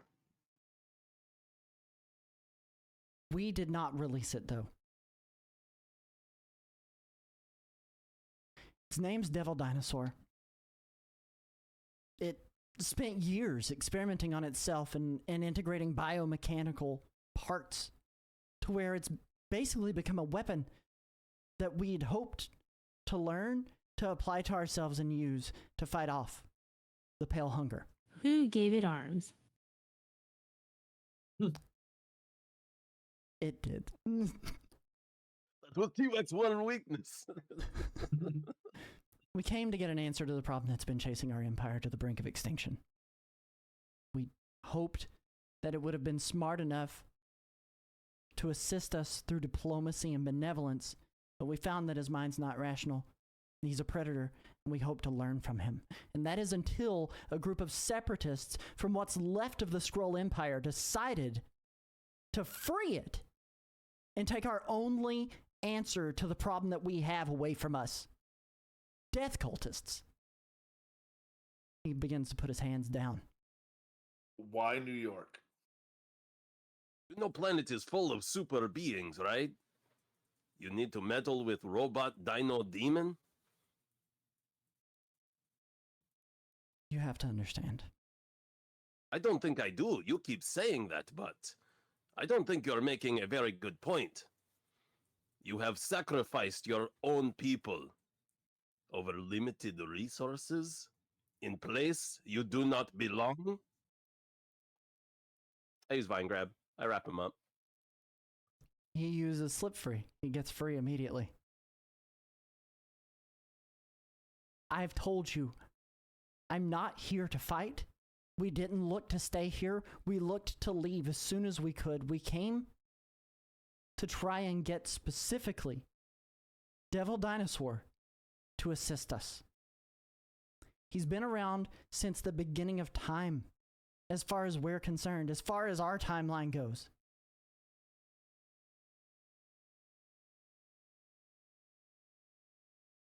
The reason we came here is because this is where the Savage Lands existed, where we thought his home was.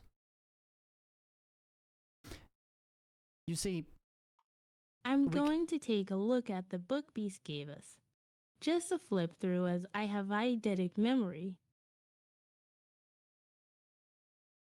is there anything in particular you're looking for, Dragoness?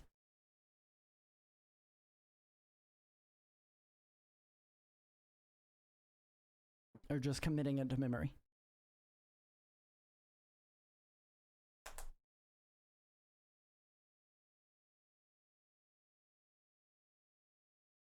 For now, just committing it. Okay. We cut a deal with a man named Sergei Kravinoff. A human of means, money, and a desire to hunt. Raven. He made this place a hunting ground for himself. And we paid him for time here to hide in Oh exchange God, for him. one of our own. Malvexus was a talented infiltrator, and we were told that if he survived for 72 hours here with Sergei hunting him down, we could stay. We thought it would be no issue. But it's been well over that time. We've not heard from Malvexus, but yet we remain here undisturbed. So we have hopes that Malvexus survived, but if not, our lives are a small price to pay for the privilege of being able to research here and out of the way of prying eyes in hopes to save our descendants, our families, and what's left of our society. So what you're telling us is this devil dinosaur is where it belongs now. And you're just living down here researching and everything's fine. He takes a moment, he breathes in deeply, and he lets out a bit of a long sigh, and he says, I don't know that Devil Dinosaur belongs in this time, but it's where he is.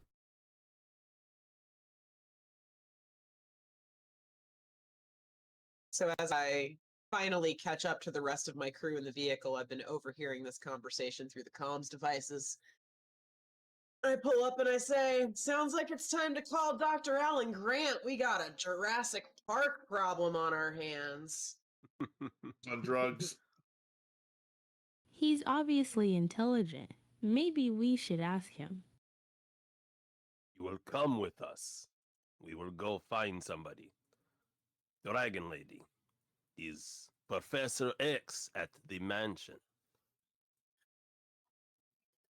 I don't know if you've taken a look behind you, but we're sealed in here currently. And we all have problem. Deeper in this cavern is our base. Everything here is a strange replica of a time that hasn't existed for millennia. All of it sustained through artificial means, the sunlight, the wind, all manufactured. And we've been siphoning power off of this to be able to power our research with what little we have left.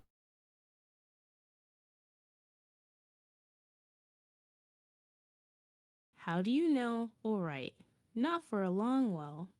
He's up at Mars. Mutant only. Ironic Rasm is ironic.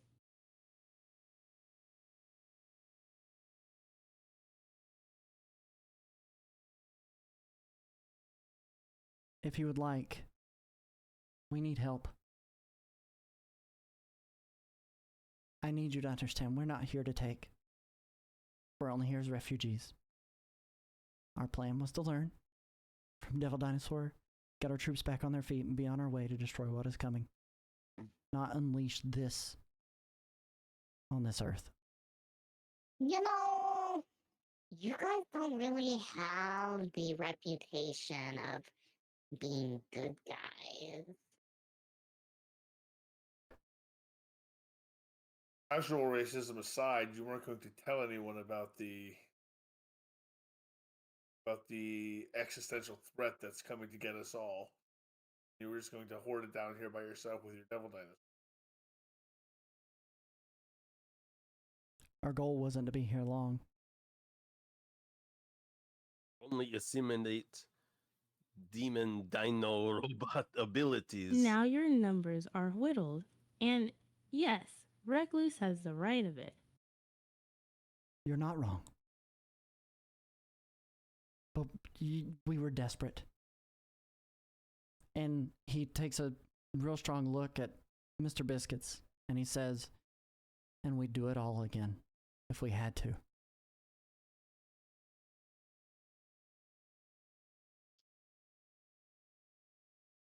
If you lend me your time, what little we have, we'd forever be in your debt.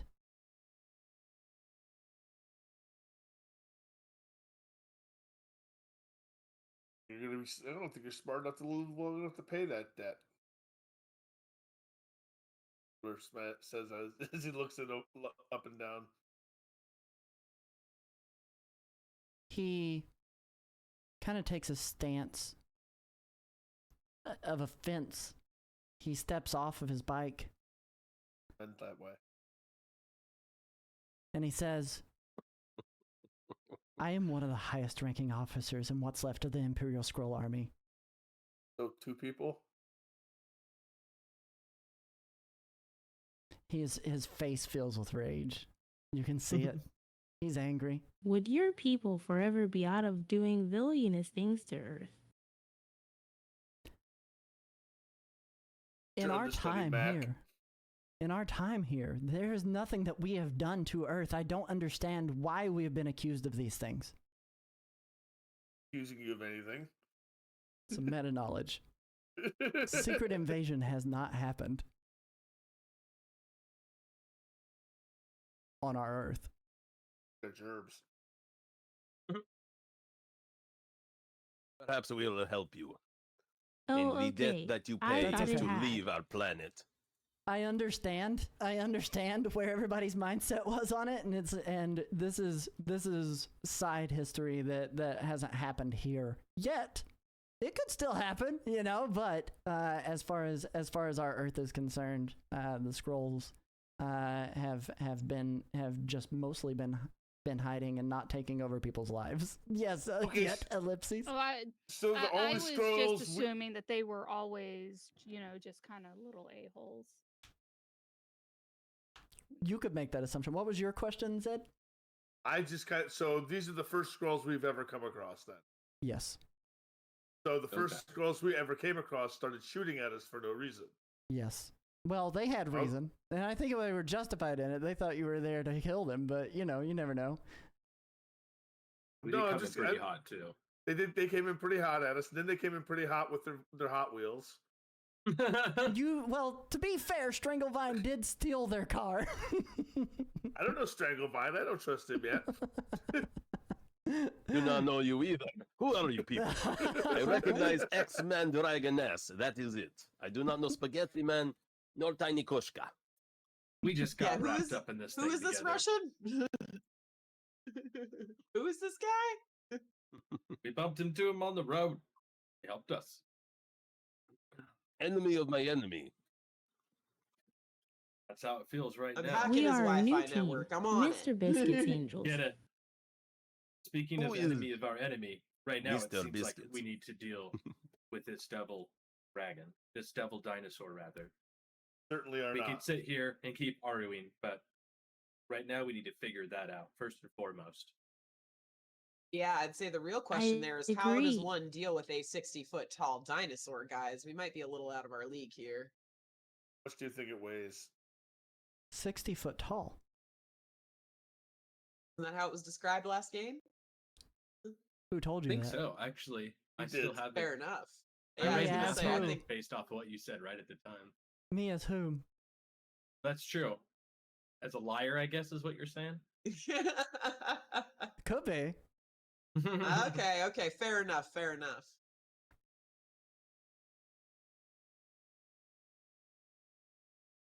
It was me as Krivik who described his height. He was long, and he was in that trailer. But if you remember, Crippler, you could still pick up that trailer. It would have been 60 feet, which would have been gigantic. Well, you said his tail was curled back when I you did. described it. I did. He's still big. Is anyone interested? Big ass dinosaur. That's all we need to worry about. You guys felt it shake. We felt the tremors blocks away. Whatever it is, it's huge. I faced larger, but we had a lot of help, and a lot of damage was incurred. But we got help. Um, We usually mean- break stuff. Or steal it. Everyone else, I'm glad you can be so nonchalant about this. My first kaiju level threat. Does anyone have any idea which way it has gone? Skarn says to you, it looks like it may have retreated deeper into the caverns. We cannot ask Listen. if we are good enough. We need to be enough. Strungavine. Did we notice the direction that the very cinematic spark and shadow casting came from? You did. Okay.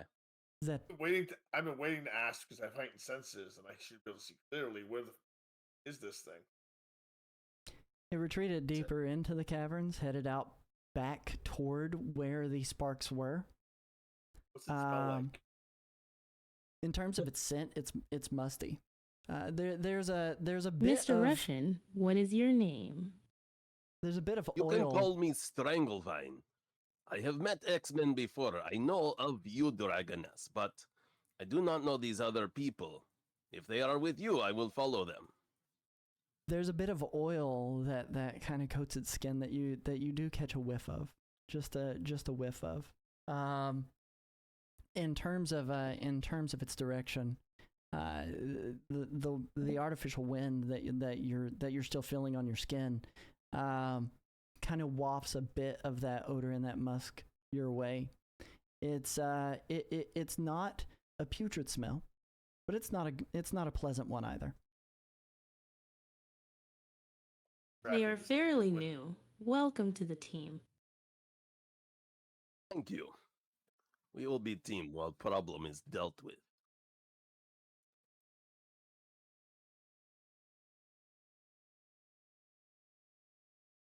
So what do you say? It's this way. I can smell it. Tracking it. Might as well follow it. Bring the scroll with us. If you insist on Hostage. tracking the beast, you can count on me to help. Skrull will go first. We will all watch I'll his nod and back. follow. Mr. Biscuits kind of flippantly just mumbles to herself. I'm not people. While all of this is happening, Voltgeist would like to do two things. She would like to send a selfie to Nick Fury that just says, "I'm hunting dinosaurs. What are you doing?" And then she would also like to get any internet research she can on what was it that was written on the side of the walls again? Sunscale, right? Sunscale is rising. I want to know what that means. Who is Sunscale? What can I find out? Give me a quick. Yep, there we go. All right, so I'm sure that's a success at this point with the marble dice and the d6. What you find in reference to Sun Scale is pretty much the only stuff that you guys have observed. This is all new graffiti that's been kind of thrown up around New York in the subway tunnel system. Being plastered inside of the shield trailer that was there, and what you end up finding is that it is written in organic material. That has DNA traces racing through it. So the assumption that is there is that it's written in blood. As far as that information goes, Skarn hears you asking that question to your computer. And he says, before you even have to look any further, that is what our separatists call Devil Dinosaur. And they believe that he's going to liberate them, even though he's proven to be nothing but a predator. Smart, yes. Primal? 100%. And they're writing that in their blood.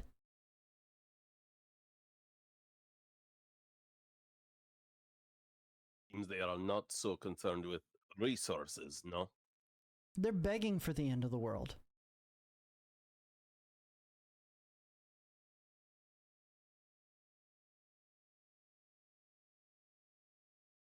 Bring it to under New York City.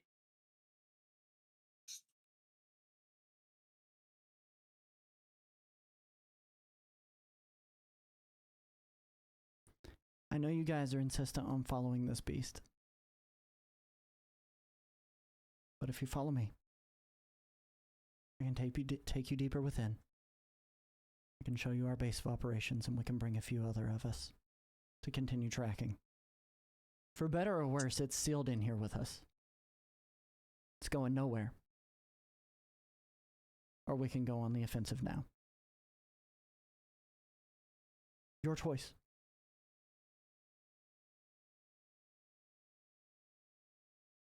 I don't know about you guys, but you know what? I'm actually kind of okay with risking their lives over our lives. I mean, but I have more lives than most of you, so. We continue to be Can't the front say line. I've ever dealt with a T-Rex, so I would say the more hands, the better. It is a predator. It will expect others to come at it as fast as possible.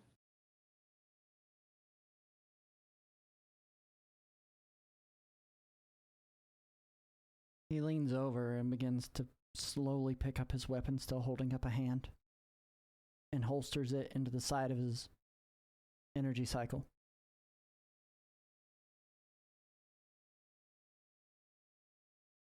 What do you say, Ski Mask Man?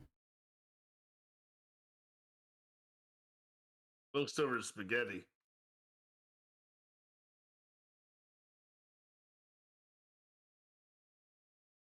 Do we walk into what could be a trap?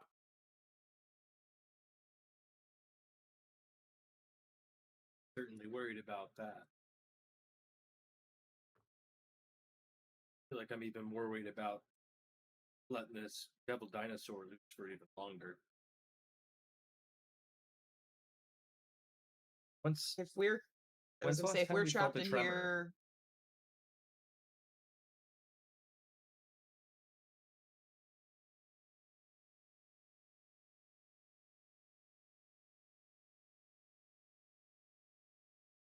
I was saying if we're trapped in here, presumably so is it. But Alex was asking, sorry, Wildwood was asking when the last time we felt a tremor was. Just moments ago, while it was walking, it didn't seem like it was You exploding both through could anything. stay outside, perhaps recon. Okay, so we're still aware and of any it. volunteers Yeah. can go into the base. I am not afraid of Skrull. I will follow. With that said, he throws his Follow leg up and over his energy That's what cycle, we're doing. and he kind of begins to coast along the ledges and the pathway that's in the cavern there. Not trying to escape. The cavern narrows Don't split the party. as your vehicles descend behind Skarn. You can save us if it's a trap. His energy bike humming like respectful whispers to the earth. And you travel for a good bit, but as you make it through the caverns, without warning, the walls part. Not by architecture, but by intention. A living threshold of stone opens before you. And the base reveals itself slowly, embedded in the rock like a splintered memory. There's no clear separation between cavern and construction.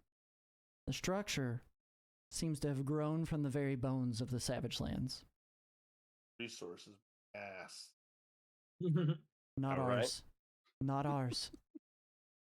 He points to the sky and he says, Sergei Kravenov.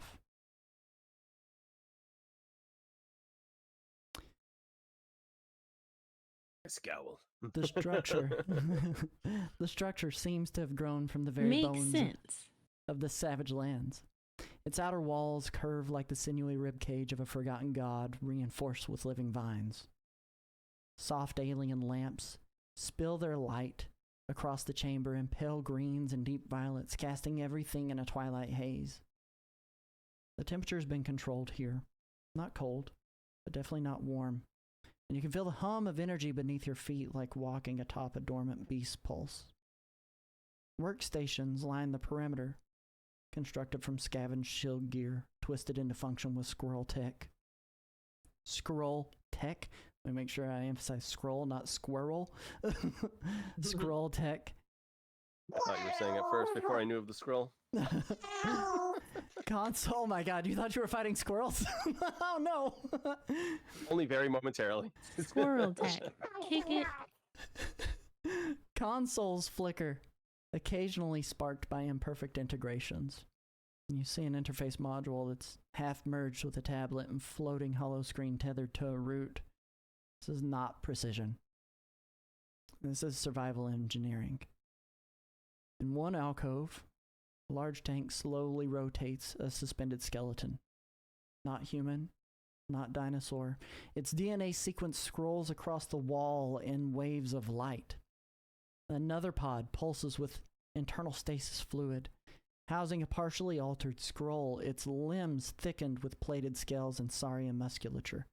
And every lab station carries the same theme: fusion.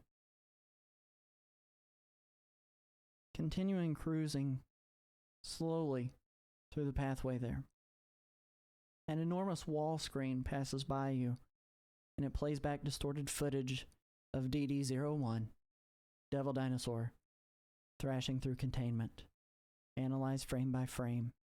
The same footage you had all seen hours earlier, freed by death cultists. Algorithms race and scroll script trying to predict Devil Dinosaur's path, and it all leads to the caverns outside of the base. At the center of it all is the control dice. A sunken platform surrounded by coiled data tendrils and cracked solar cells desperately feeding from the false sun overhead. And this is where the command sits. But it isn't a throne. This is a clinic. A survival node. One wall displays a star map. A spiral draws inward, converging on a dark mass, labeled in flashing red, pale hunger. Beyond the lab's a meditation chamber. Simple mats. A crude effigy of Malvexus carved into the stalagmite. And you realize they're not just researching here. There are a select few that are in mourning. This isn't the heart of an invasion. It's the lung of a dying empire. And they're fighting for every breath.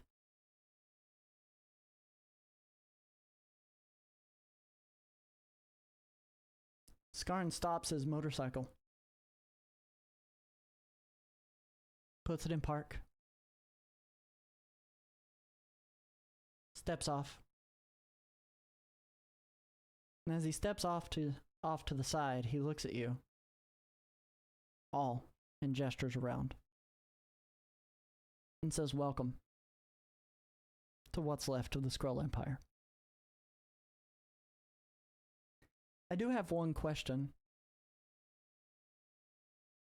How'd you attain your cars? Beyond you, Mr. Grassman. The rest of you, that looks like Skrull tech with something you've made." A gentleman named Krivix was able to supply us with the technology to make these cars. Krevix? That buffoon? Krevix just a foot soldier. He was pretty helpful to us. Well, I'm glad He for may it. also still be imprisoned at my base, but we didn't hurt him. At least Perhaps he has not been severely. underestimated. So he gave you his shards. Seems that way.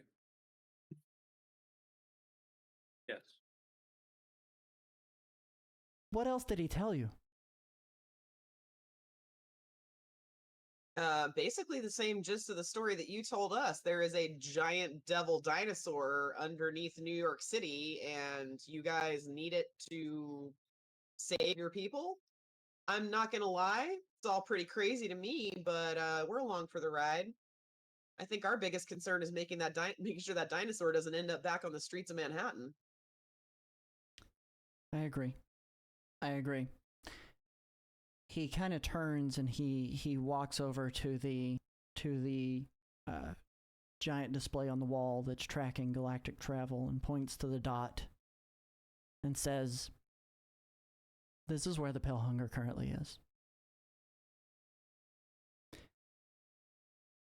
It's a hive-minded creature. It moves as one giant swarm, consuming everything in its path. It's unlike anything we've ever seen before. Part of the reason we came for Devil Dinosaur is because he's existed nearly as long as this has. This was born on the edge of nowhere. A dying planet that had been taken over, that's now currently being taken over by space pirates and ne'er-do-wells. And it found our ancestors years and years ago, and then it consumed everything, and we hadn't seen it in literal ages until about 1.5 years ago. And we tried to flee, but it kept pursuing. And it doesn't just kill us. It absorbs our ability to shapeshift. Entire battalions go silent. Their DNA stripped of the ability to shift, and their minds dissolved into a hive of chaos. So, just to be clear, you guys couldn't outrun this thing and it kept pursuing you, so you came straight to Earth. Last resort.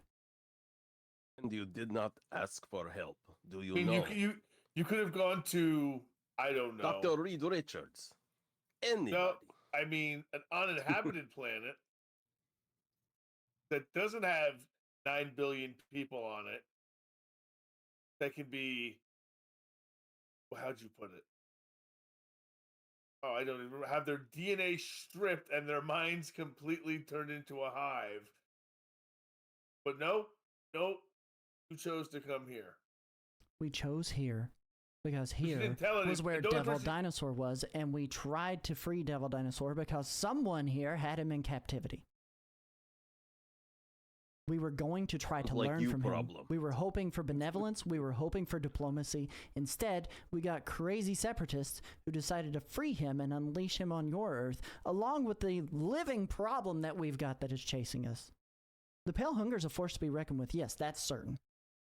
But it deplores technology and anything not biological in nature. It can't consume it, and that's all it wants to do.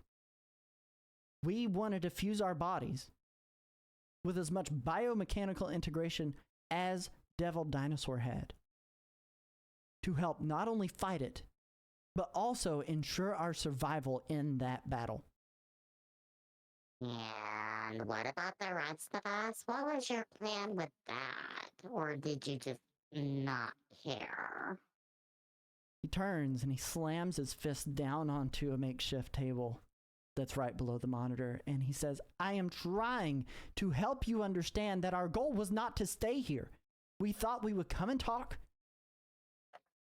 with Devil Dinosaur and then get his assistance and leave the planet. And instead, we've spent precious time trying to not only find him and free him from the detainment that he was currently in, but also now recontain him because we didn't know that he was as big a threat as he was. We don't know Mr. Fantastic or the Avengers that you guys keep shouting at me. We don't know them. You said diplomacy. With which did you diplom? Who did you send to talk to? Where did you send them? Or did you sneak here? Did you come looking for our resources and bring problems and make problems and always you're on the defensive? Are you asking for help? Or should we ship you off of our Earth right now? Everybody who's kind There's of a way. working in the alcoves, turn and listen. You notice they all kind of take a step forward. How tall is he? It's about standard height, 6 foot. I just Real realized question. Stranglevine and Kenrick are the same height. I look at it before he begins to talk. You realize Devil Dinosaur is a native of Earth, Yes. and you've come to Earth to experiment on a native of Earth. We came to Earth to talk and learn from him because our tales were that he was smart enough to have conversations. Instead, what we found, and he raises his hands to the people who are slowly closing in on you. As I see them closing in, I loosen 2 ball peen hammers, just as a subtle warning. They notice his hands are raised. They stop walking forward.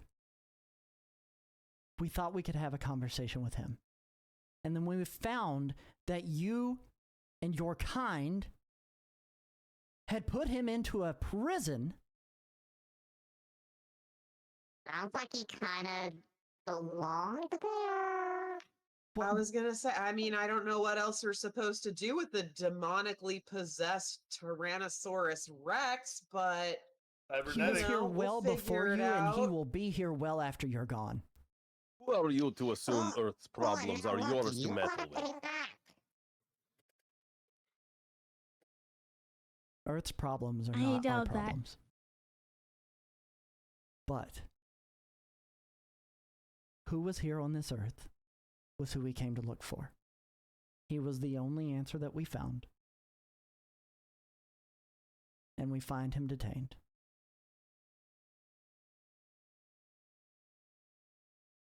How do you expect us to react? You found him detained and came to experiment on him. You say it is only separatists who release him. How benevolent are you? Not Either way, experiment. your Semantics. problem has become our problem. So are you going to be a problem? Or are we going to fix this? And I step up to him because, again, same height as Kenrick somehow. 6'4". He's a big dude. He's my brain likes that height, I guess. He's looking at you, and he kind of looks up into your eyes with a full on seriousness, and he resolves himself just enough to kind of say, I'm not here to be a problem. I'm not here to create problems for you. Our people aren't here to create problems for you. Our goal was to come in, come out, and leave. But as it stands, you're not wrong. This has become our problem. He shouts out a couple of names. Zor, Vorak. From the shadows, you see 2 more average height scroll soldiers start to enter. Yes. Are they wearing red? They're not wearing red. They're not wearing red. But they probably should have. Vorak and Zor step out from the shadows. And they go to full attention. Get your These- people together. Let's solve this problem. I am up for speaking to it myself, with others safely a distance away. These are my most trusted soldiers.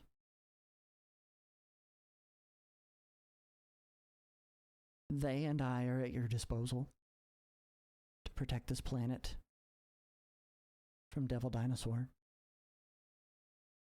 We will gladly take him away from here if you'll assist us in containing him. The semantics that we're dealing with here.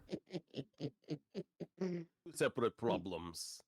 We will discuss his going with you after he is detained. That's fine. As he says fine, you notice spittle kind of forms at his lip and it kind of flies off. He's frustrated. You are not in position to be disgusted. None of us are. No one is happy here. Mr. Man, what makes you think that after this whole mess that you caused, that we would just let you take you? You disrespectful tentacle feline. You do not speak to Tiny Koshka. Hey, this is Mr. Biscuit's Angels, and we will not take that disrespect. If anyone here has been disrespected, it is me and my people. You are Who are lucky you in did mourning. not end up in lava. You are lucky you Do you did not wanna end up on side argue? of cliff. Yeah. Do you want to argue who's the disrespectful one bringing these troubles to our planet? Because I think all of S.H.I.E.L.D. them here pretty damn quick. And you guys can leave with or without him. Or we can work with you. But if you want to talk about disrespect, the only person disrespecting anyone here, sir, is you. That's some disrespect. Too many words, I think. More action needed. Where do we go? I'm talking about. Mr. Let's Spaghetti, go. you do not talk. What do you say? I think it's time for action. We've all been talking far too much. We got a dinosaur yeah. romping around town, and people just saying the same words over and over again is all I'm hearing. If they're really here to help, then it's time to show it. Stop talking about it. If That they're here for does. themselves, we're gonna see that. Crippler I puts asked up this air question with my quotes. hand on my head. I asked this question with my hand on my head. You guys can't see because I'm not on camera. I have been contacting Nick Fury about this consistently. Have I gotten any directive from S.H.I.E.L.D. as to how they want me to handle this situation? You have not. They just ghosting you. And it's Oh, they pretty are conspicuous. ghosting you. Oh Up my on red. gosh. They're leaving me out to dry here. All right. Well, in that case, let's go hunt a dinosaur, fellas. He turns back to the monitor that was tracking Devil Dinosaur's current position, which is still deep within the caves. The caves on the map. Oh, and Look. before we go on, I tell him. And the only person you contacted to get help was a known criminal. Raven.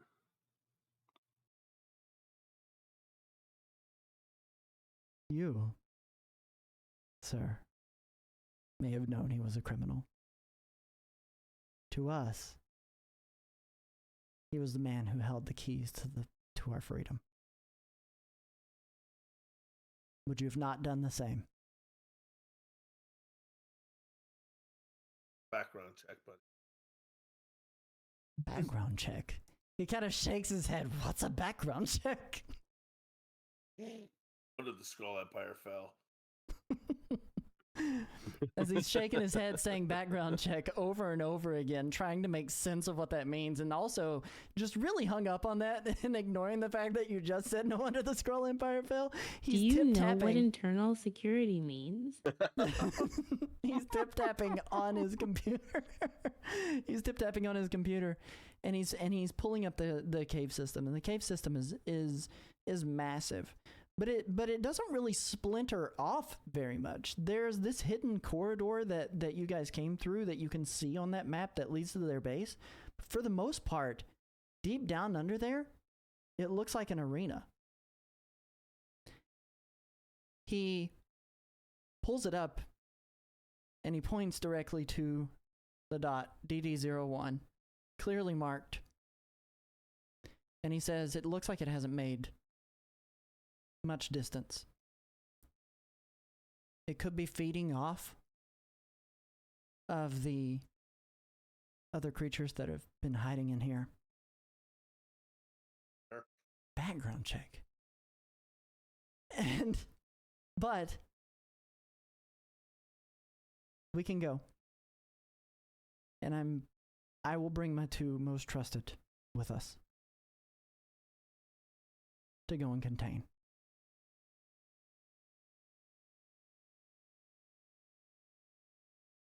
Background check.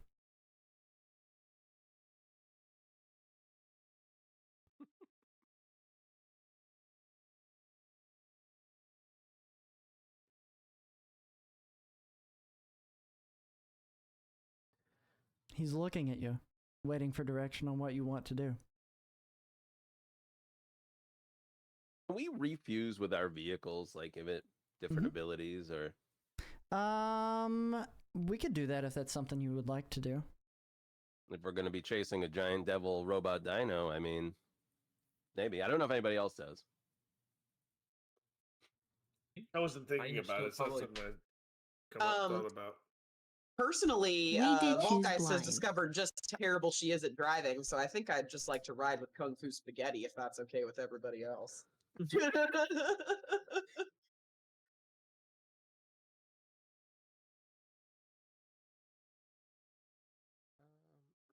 How's Kung Fu Spaghetti feel about that option?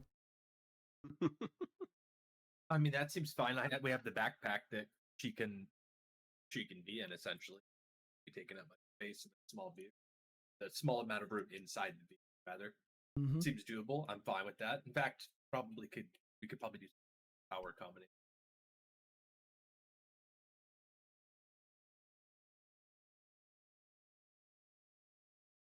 So do we move? We move. If we had a cyborg party member, could ride in their electronics. Yeah. So we need to decide what we're doing with this dinosaur before we go after the dinosaur. We need to be all on the same page. I don't want to end up running into cripple it while everyone else is trying to do something else. I agree. Are we out to capture this thing? Are we out to... I don't know. What are we out to do here, guys? This is pretty crazy. It's a good Can't question. say I've ever had to think about what to do with a T-Rex before.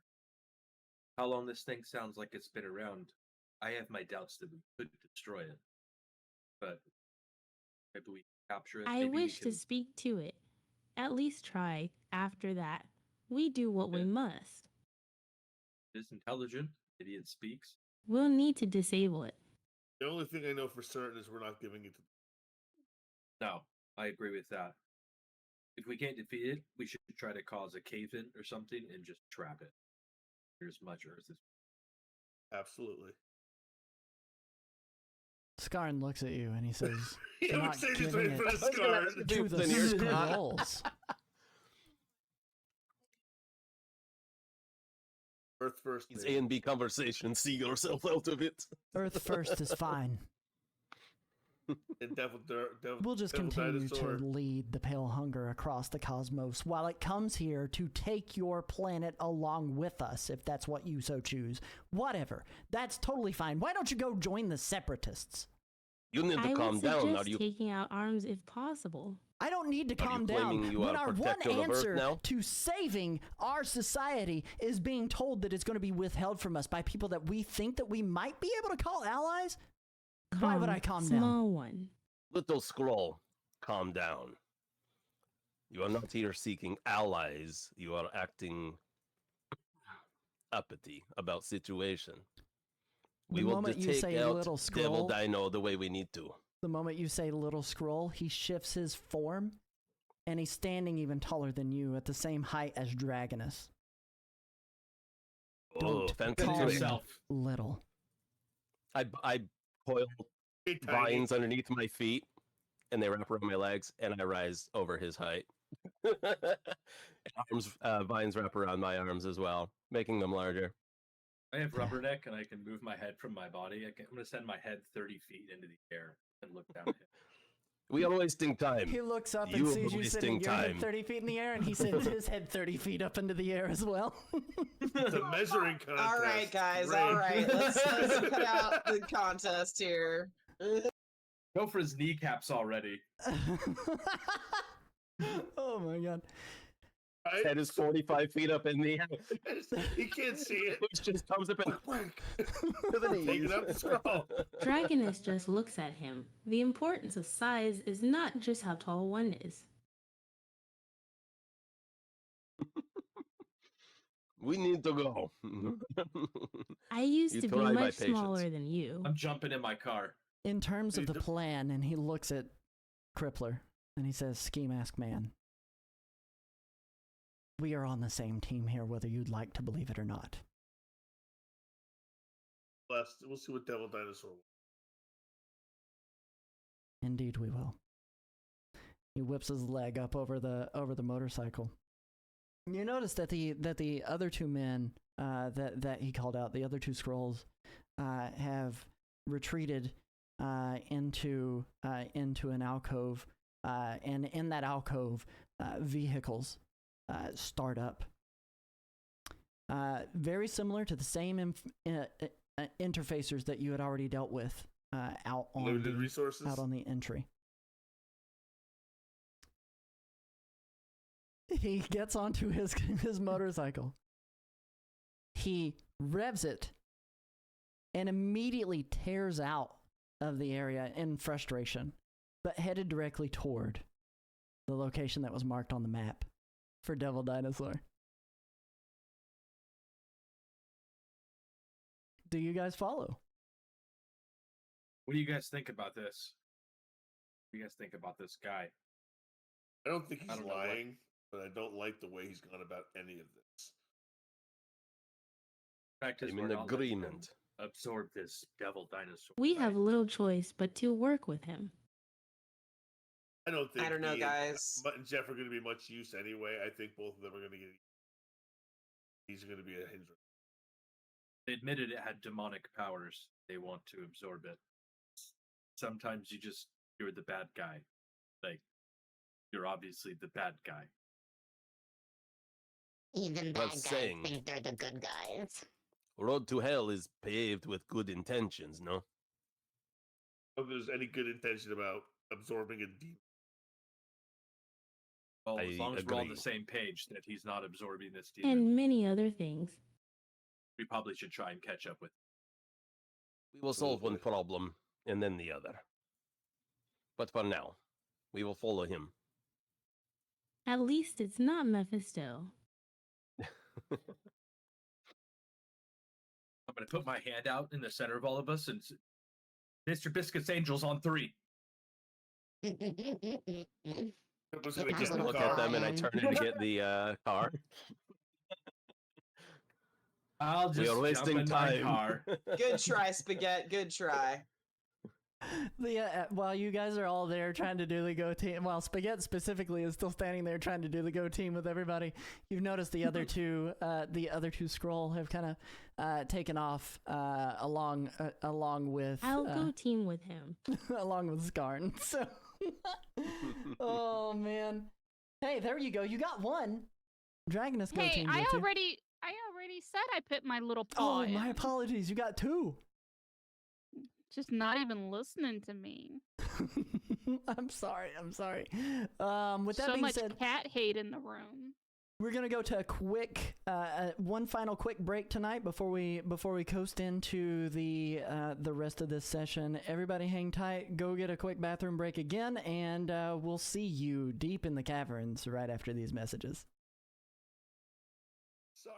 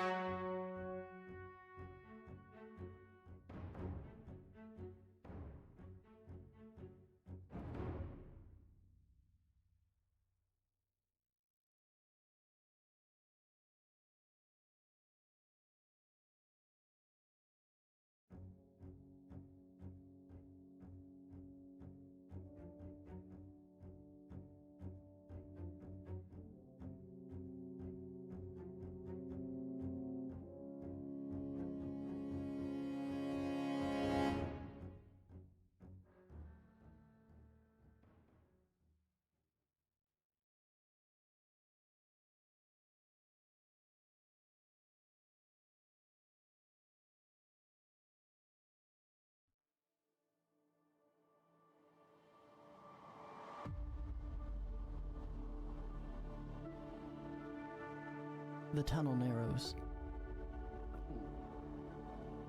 As your vehicle's These Kitty.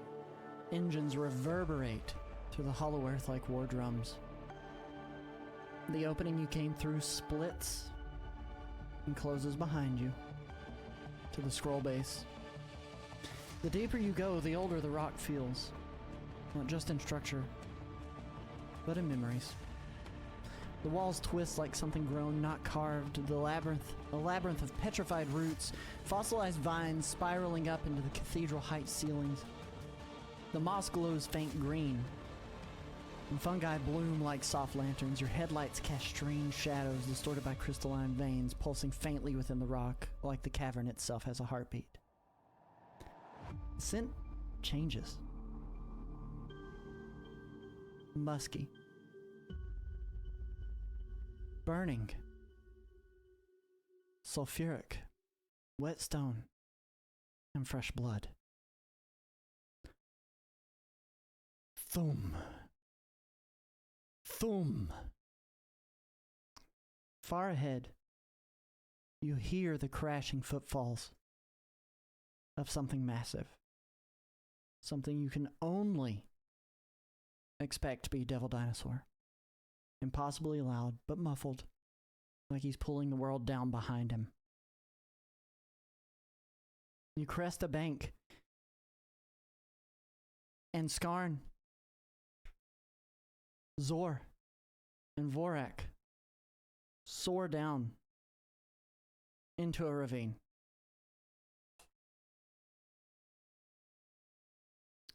The floor drops. You bank sharply as the tunnels open up into the yawning underground canyon. The path split by a collapsed bridge. Steam jets upward from glowing crevices, and somewhere below, a subterranean river boils red with geothermal fury. He's still moving. And you can feel it, like thunder in your ribs. The tunnel veers again, and you follow the screaming of bent metal and the flicker of firelight. Non-claw marks gouge 6 feet deep into the walls. A shredded pipeline arcs sparks like lightning as you pass. Then just up ahead, a massive tail vanishes around the bend, slamming into the wall with a sonic crack that sends boulders raining from above. You all dodge. No issues. And the cavern screams back at you, stay close. The light thins. The heat rises. You're not just chasing it. You're entering its den. It takes notice of the engine's roaring. It steps out from behind a wall. And it begins to scream a loud primal roar, bringing its face down close to the earth in front of you. And you can feel its spittle, and the heat from its breath fills the area around you.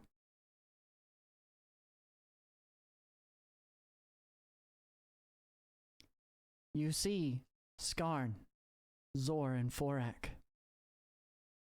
come to a screeching halt directly in front of you. Weapons drawn, pointed directly at the beast. Skarn yells out to his team. Nets.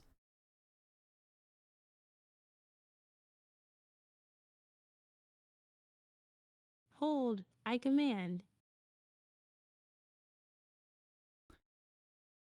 Hit them with my car. You hit the scrolls with your car. We told them they're not getting them. All right. So I dripped into them and fishtail them into their vehicles to knock them out of the way. Let's so do we an can deal with agility Devil roll on that Dinosaur. one. Let's do an agility Yep. roll on that one as you go to skirt directly into them. I don't listen. Oh my Don't god, it's a listen. They got fantastic failure. It's a fantastic failure, but Hold on, not yet. No, karma. okay. Karma. All right. You explode Skarn's vehicle. Okay, so that is okay. That counts as a 6. That is at least a 14. It's not a failure. It's a fantastic success at that Success. point. So Nice. describe for me what you do and what ends up happening, and we'll come to a consensus here. I'm going to punch the gas, and then as I get close enough, I'm going to whip the wheel and pull the e-brake. And I'm just going to whip the back end of the vehicle into them as they pull their nets out, launching them across, just trying to take them out of the equation so we can negotiate with Devil Dinosaur without some scruff morons escalating the situation. All right. So as you do that, I'm going to make a roll for them to make agility to jump off of these vehicles as they notice you, like, not slowing down. They hear your engine roaring behind them. Of course, You're yes. not slowing down. They're going to try to make a roll to see if they can jump out of the way. They do successfully jump off of their bikes that they had rolled down there on, and as you careen into their bikes, you end up slamming into them with a huge amount of force. All of the bikes There go go more resources. sliding across the cavern floor, and they kind of turn and they feel like they're stuck between a rock and a hard place at this point. In a lot of ways, it's true. Wheeling their guns around toward you, just the nets still yet, just the nets, wheeling their guns around towards you, and Skarn turns back to his men and looks at them in the eyes, and then looks at you, and he yells, "Why?" Told you, not taking him. "We're here to contain him.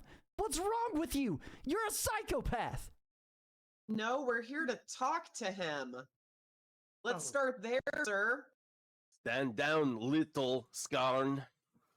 Made this thing sound awfully intelligent. Just be throwing nets at it. As this conversation is happening, you hear the thuds, thuds, thuds of the feet just stomping in the caverns, echoing off of every wall. He lets out another roar, and as he kind of fully reveals his body, standing up into his full attention, letting out a huge scream into the sky. On the side of the crippler's mouth, he looks to Dragonus and says, "You better be able to do this." You notice his Now's form. your chance, Dragonus. You notice his form is that mostly made of mechanical I engineering. do hope so. He's no longer just normal beast. He is mostly metal. And he leans back down and looks directly into you. Opening his mouth, you see a turbine spinning in the back of his throat. Okay, just for Mr. my own Bis- satisfaction, how tall is he? He's actually Now only that we about have 40 eyes. feet tall. He's not 60. Okay. So two-thirds Okay, the thanks. size. So he'd be 60 feet long, right? Or Yeah, that's 75 feet true. long, but he's only 40 feet tall. Yeah. Something like that. Mr. Biscuits looks at his very metallic form and says, Ooh, shiny. Oh my god. I'm not sure if you can swallow that, Mr. Biscuits. Oh, I don't know. Is there a size limit on what Mr. Biscuits can swallow? I Cause can swallow a whole lot. She sure Well, can. they're like She sure radios can between our swallow a vehicles, so whole like lot. we're hearing each other. What I would probably We do. recommend is something of this size is really, really, really difficult to swallow. Like the difficulty on that, you've got to factor in size on this. It would be more than absurd. It would be impossible for you to be able to open I your imagine mouth he would large be enough. very easy to swallow if he was disabled. Oh, it's like Pokemon. I don't know rules. if you could just say gotta that, get 'em buddy. down to the red. Oh my god. Oh my god, Strugglebine. But all right, Dragonus, you're up.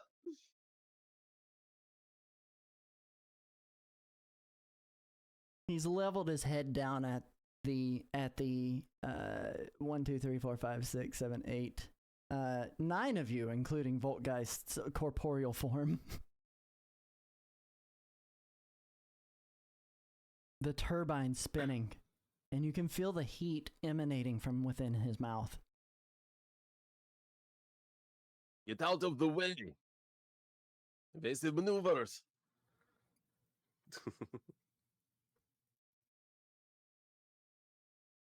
We could store him in the cat. Okay, I raise my vehicle up to be able to get eye contact.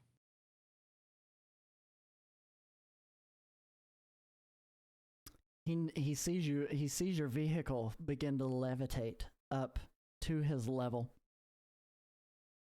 and in a quick fit, he begins to spin and turn, bringing his massive tail around with it to try to swing at you.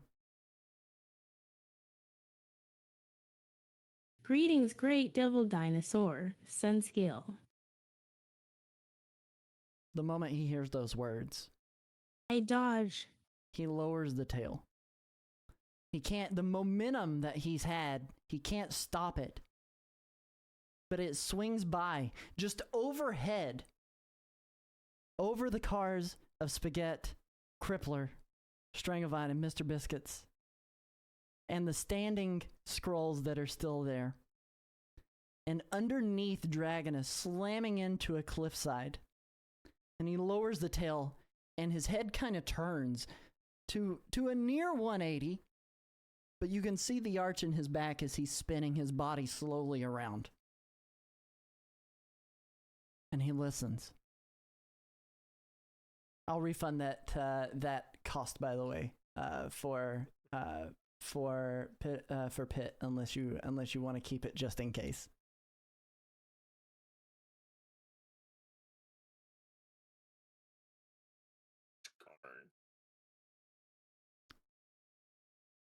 Oh, didn't see what was done.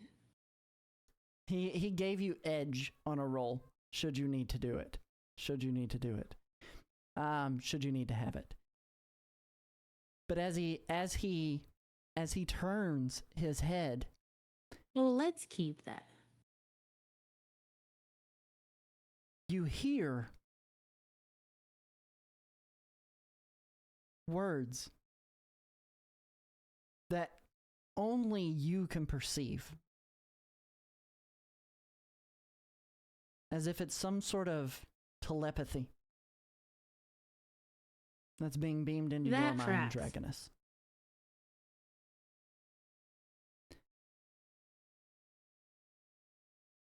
And he says,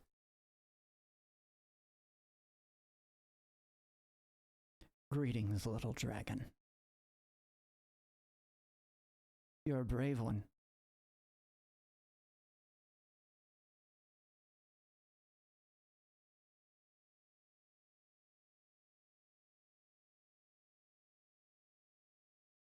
The rest of you only interpret this as low guttural growls.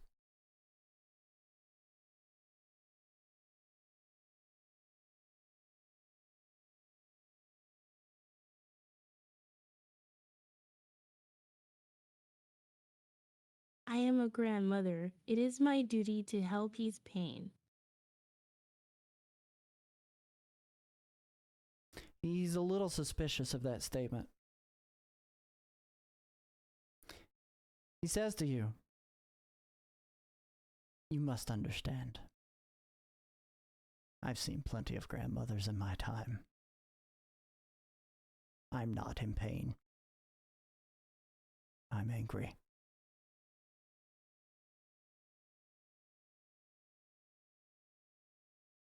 What do you know of pain? What do you know of suffering?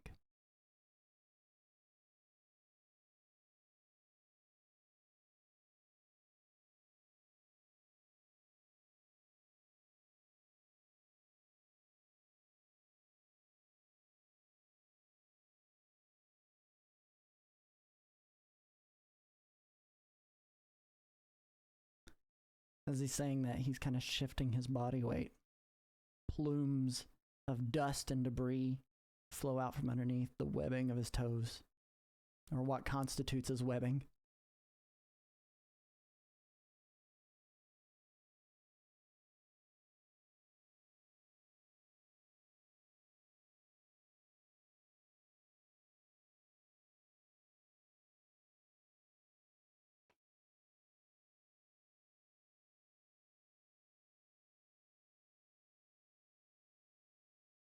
Anger is a form of pain.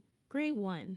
I'm going to put my memories of my own transformation, my memories of my children growing old and dying of pain and emotional suffering she has built over the decades.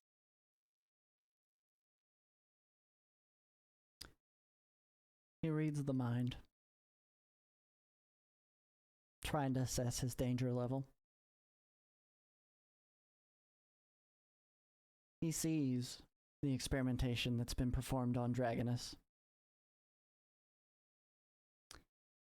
He sees your children as they are as children. He sees them growing old. He sees them giving birth to more descendants. He sees how you've been treated. He sees your adventures with the X-Men. He sees your children passing away.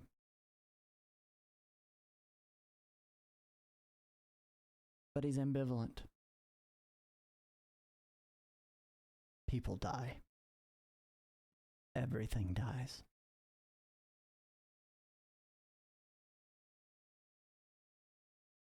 Your suffering does not amount to the same amount of suffering that I have ever had to endure over the millennia that I've presided here. I want you to make a quick ego check before you put your next statement out. That is fair. Grade 1.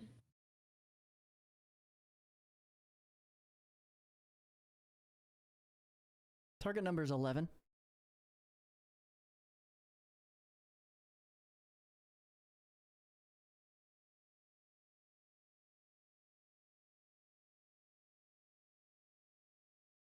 He's not convinced.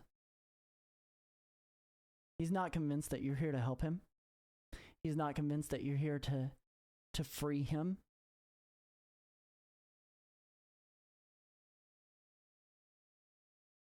And he begins to turn.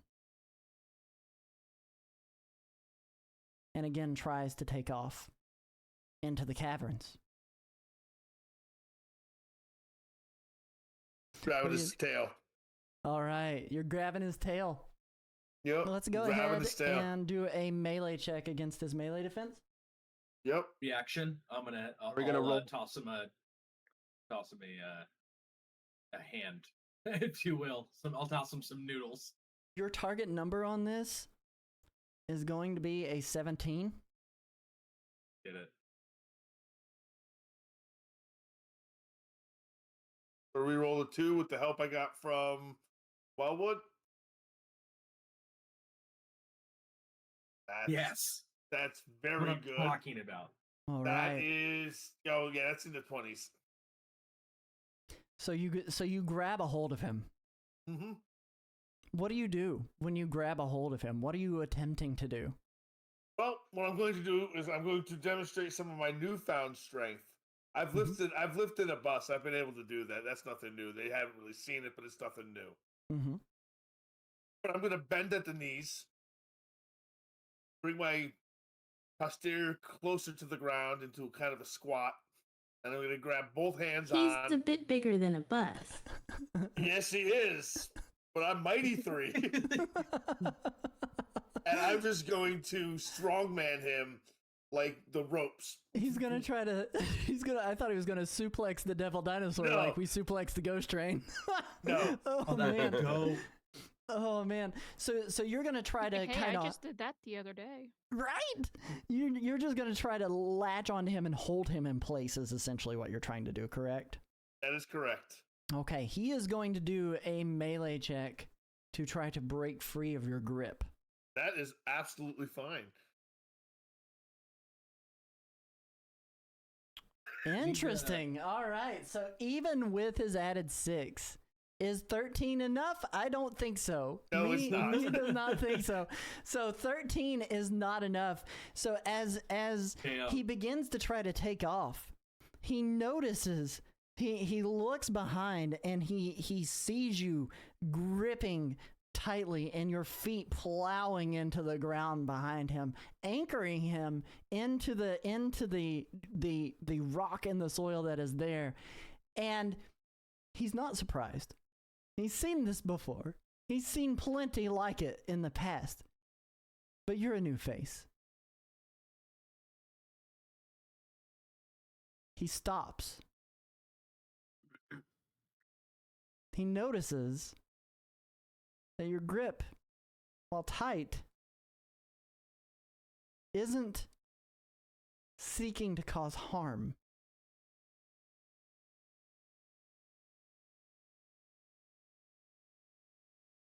He turns back. I know your pain is greater than mine and much older, and I do not compare mine to yours, but to show I know pain.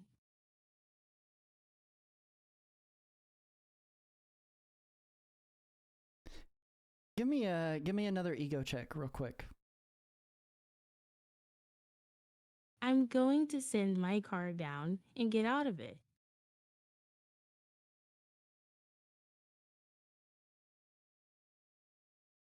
Man. All right. Curse of the Twos is back. What was that? I said the Curse of the Twos is back. Yes, they are. My gosh.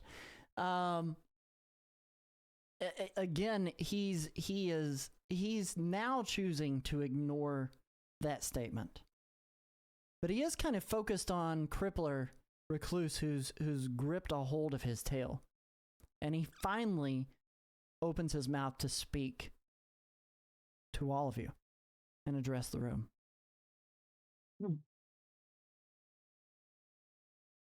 I have been imprisoned for way too long.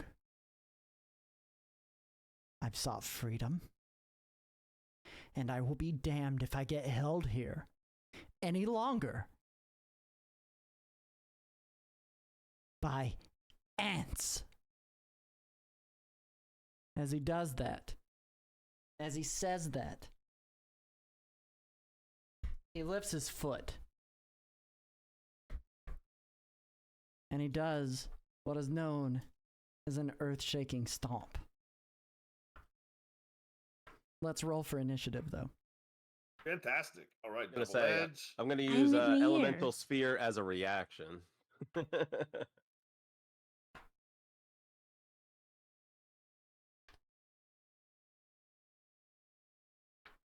Right roll. Oh damn! Look at that crippler. I'm in the bonus round, and I'm going on a 22. Bonus round and on 22. Actually, I'm going to re-roll the 4 because I have double edge. Now I roll decent. Roll it again because I have double edge. I'm still going on 24 in the bonus round. All right. Give me numbers. Initiative. Oh, I got 15. 15? Yep, for Stranglebane. Okay. 24 for the Crippler and the bonus round. Mm-hmm. Spaghetti, what did you get? 11. Biscuits. Aw, biscuits.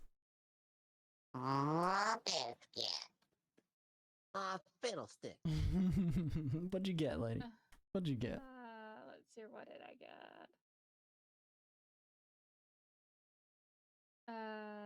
Well, I got edge on initiative, right? Mm-hmm. So You do I indeed. can re-roll. One dice. Mm-hmm. What do I want to re-roll? I want to re-roll that too. Mm-hmm. Which was actually this dice, so that's better.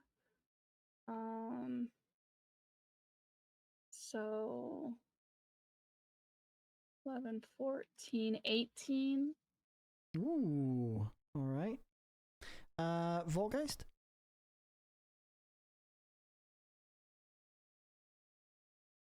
There we go. Total of 12. Okay.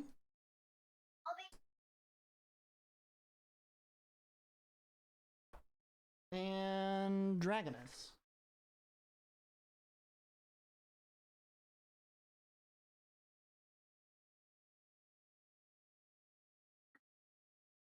Devil Dinosaur rolled a 12. bad day.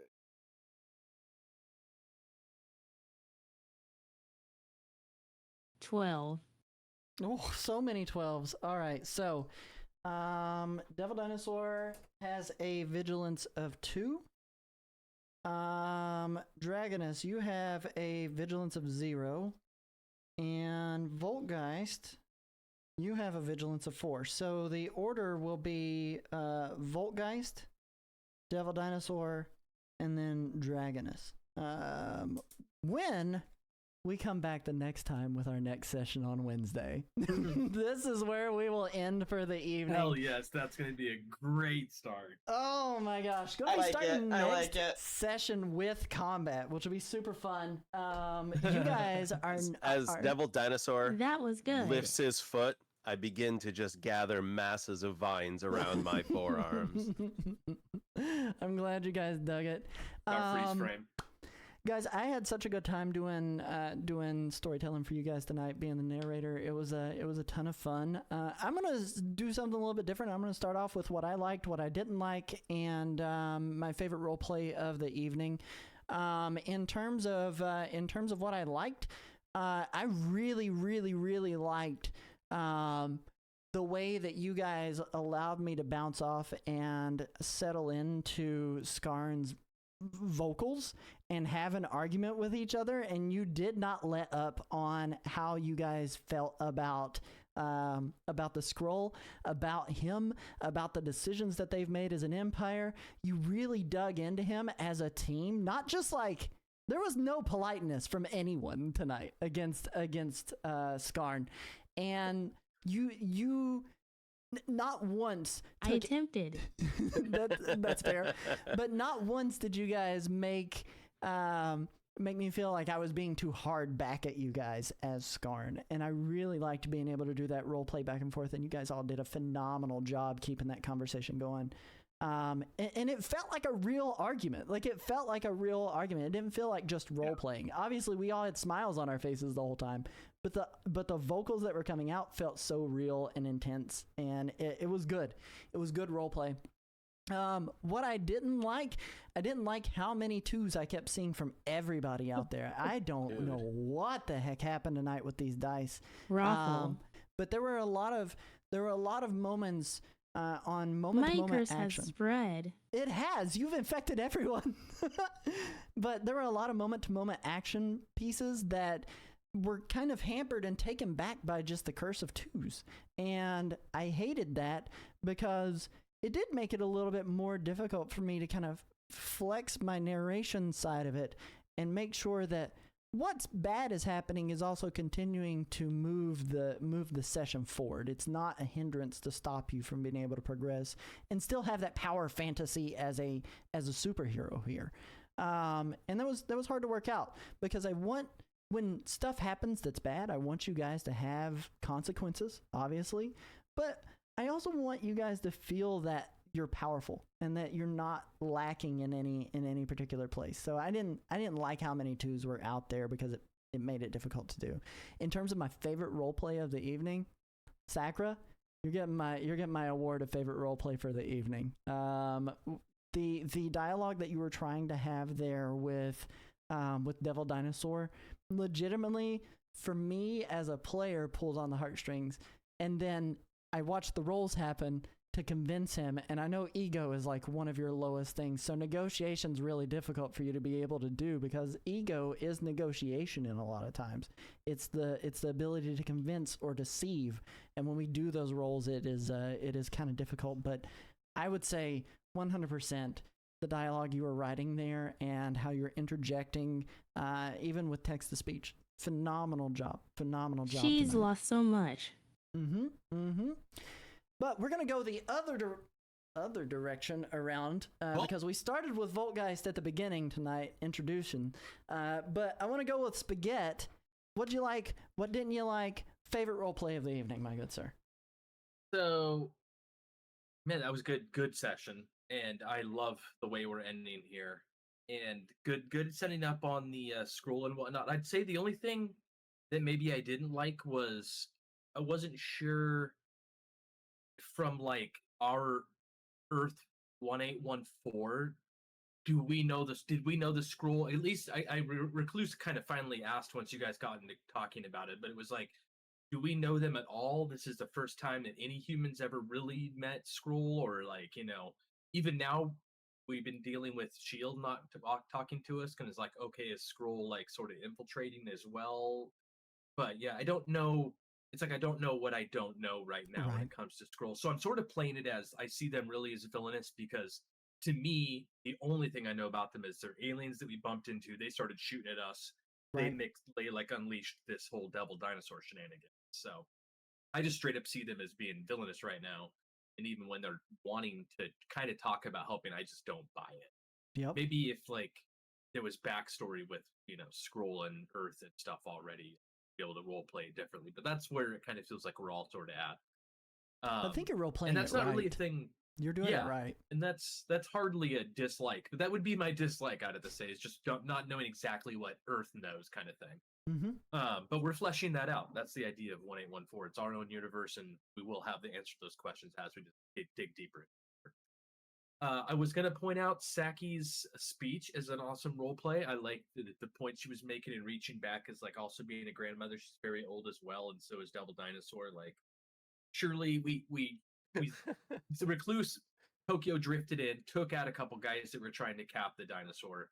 Immediately, Dragonus starts trying to speak with the dinosaur. Zed could have attacked it, but he was just trying to keep it there so we could speak. Like, it feels like we made some right moves to potentially try to not immediately do combat, which is cool. I've even told the wife it feels like it's always just roll for initiative, try to kill it immediately, and it's just nice to see trying to do some other things. But you already kind of gave her the shout outs on that, and it's awesome keyword coming in, just interrogating this guy, and I'm loving the accent and everything. So I'll have to give it to that. I'll have to give it to that. It's nice to have I feel like he's like ingrained in the group so quickly, just with how much interaction we got with your character just tonight. It feels like it's been 2 episodes worth of like hanging out with him already, even though it was just really kind of the tail end of our last. Thanks, Brooke.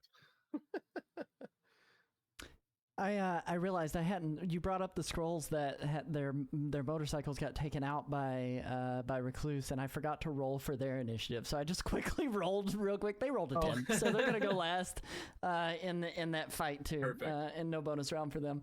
But no, thank you, Wildwood, aka Spaghetti, for that phenomenal feedback, and I definitely sympathize with the what is the mythos of our Earth, and how do we define that kind of going forward? Did Secret Invasion happen? Did Secret Wars happen? Right. Did all this other stuff that we all know about as Marvel fans already happen?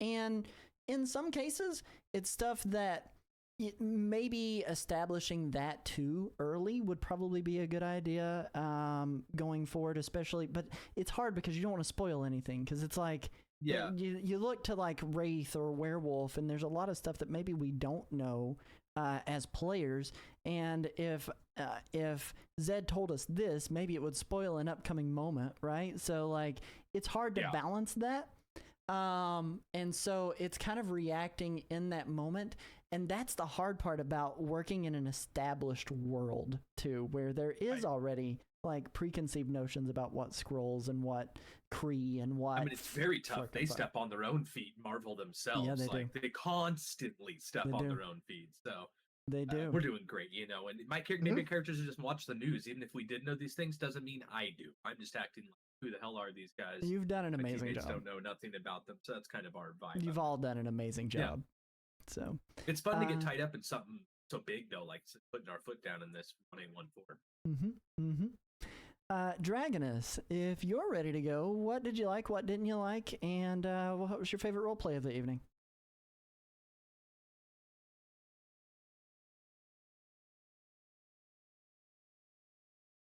And I would ask that same question to chat too. What'd you like, what didn't you like, and what was your favorite role play? I'd like to know. There's near 20 of you guys out there. Let's hear what you thought. Skip me for now. You think about Still this stuff typing. A lot. You got it, Dragonus. We'll go to Stranglevine, and then we'll double back to Dragonus at the end. All right. I love tonight. Tonight was so much fun. I was just Nerdware. I love how innovative you were. The only thing, like Honestly, I was glad that the driving section was done. It's not that I didn't like it. Mhm. It's just I don't know if you noticed it, but Stranglevine really wanted to roleplay, throwing out quips and stuff like that. It's Yep. just, but it was very innovative of you, and I still applaud you for that. I think the driving mechanic and all that stuff was great. It's just okay. Anyway, and I like how it resolved. Despite the the dice, I mean, that's the thing I really didn't like tonight. Right? Is the weighted dice tonight just trying to interrupt the action and like everybody's throwing out help and like barely make it. Like I'm surprised nobody plummeted to their dooms or whatever would have Mhm. happened if we hadn't managed to race off of the fossilized remains. Um, I did like how you role played all the driving stuff, though. I mean, I really did enjoy that. I like how everything was described. As always, I mean, you do such a stellar job. Um, I also really liked that you allowed my input with like the workaround, right? Tindy had an idea in her head what Mr. Biscuits did, and it's like, okay, even though Mr. Biscuits doesn't have the ability, tentacle grab, it's like we'll work it out. We'll Mhm. do the roll for whatever it would be for ramping off the vehicle, but we describe it as the role play. So we're always all moving better. And I actually I want to run a story. I have to write a story. I have to find people for it. Yes. But I hope to emulate you and Zen and kind of like mesh all the goulash and stuff like that. But liked I loved being able to role play, man, and I loved how it was just like you said. It's like everything just gelled, like the interactions and stuff like that. And just tell you what, man, Stranglevine was getting so freaking irritated and impatient. With it's like, why are we talking here? Why did we come here? It's like we came here, but it was great. I had a blast, man. Was there a third question? Favorite role Like, play did for it the like evening? oh favorite role play? Yes, I love how Sakura was like, I'm going to talk to this thing. It's Mhm. like it's a dinosaur. It's demonic. It's mostly cybernetic. It's is he million? He's 65 million years old, Oh right? I yeah. Oh presume. yeah. He's been I think I've around said since the dawn of millennia. time. It's like yeah, technically that's millennia, but it's a few anyway. Um, but yeah, I loved that, and I also I loved how Cleese reached out and grabbed Devil Dinosaur by the tail. Dude, that was an amazing. I was like, "What? How's It's this like gonna go?" Because he has high melee defense. He's huge. I was going to use my vine grab thing, but I really just wanted to see that play out, and I love how it did. I think that was great, and I love how Devil Dinosaur is. I love how you're playing him. I honestly, I'm a Marvel fan. I'm not a fanatic. I haven't gone into a whole lot of it, but I love it. I dig it, man. Thank you. Thank you, 10-10 no Keyword. notes. 11 Thank you 10 for with your rice. feedback. Yes, thank you. No, I'm 100% with you too on the on Tindy doesn't necessarily always have the tools in her toolbox to make that thing she described happen, but there's there's a little bit of rule of cool there that I think was important to kind of work within those means, and I liked the idea and I wanted to see something successful happen, and I knew that Mr. Biscuits had the ability to make that happen. I believed, and yeah, I mean, like if you've got something cool that you want to do and it makes sense, and we can kind of flavor it around something that's actually mechanical within the game, and make it make sense, I want to do that as much as I possibly can with you guys as players because that's just so much more fun. I mean, that's way more Completely fun. agree. I know I bring them up all the time, but like the film reroll did an episode of Disney, and there's a phrase that they came up with, and it was Disney rules. So Mm-hmm. it's like, I want to do this thing. Disney rules, it happens. Not skip the dice roll, but find the way to make it happen. So I really appreciate that. I think tonight was so good. Absolutely, absolutely. Mr. Biscuits, aka Tindy, how did you feel about tonight? What was your like? What's your dislike? And then what was your favorite role play for the evening? Um, I really like how Stranglevine reminds me of the Russian character from the movie Armageddon, where he's freaking out. He's just like, you know, Russian rocket, US rocket, whatever. They're all made in Taiwan. And anyway, so Stranglevine reminds me a lot of that character, and I think that's pretty fabulous. He's doing a great job playing a Russian. Well, thank you. I'm glad you guys like Stranglevine. I'm 100% with you. I like the Good power set, accent. too. I like the accent, and the power set's cool, and just like the way you're playing him is so loud and so good. Loud in a good way, and I like that. You're embodying him. Thank you. I didn't want him to be like Colossus, right? So trying to differentiate that, but and as far as like the thing that I could or couldn't do, it, that's my own, I guess, misunderstanding of my own stuff. Like I didn't see why this thing that I normally could do, why I couldn't do that, but do it a little differently. because it wasn't You combat, know, right?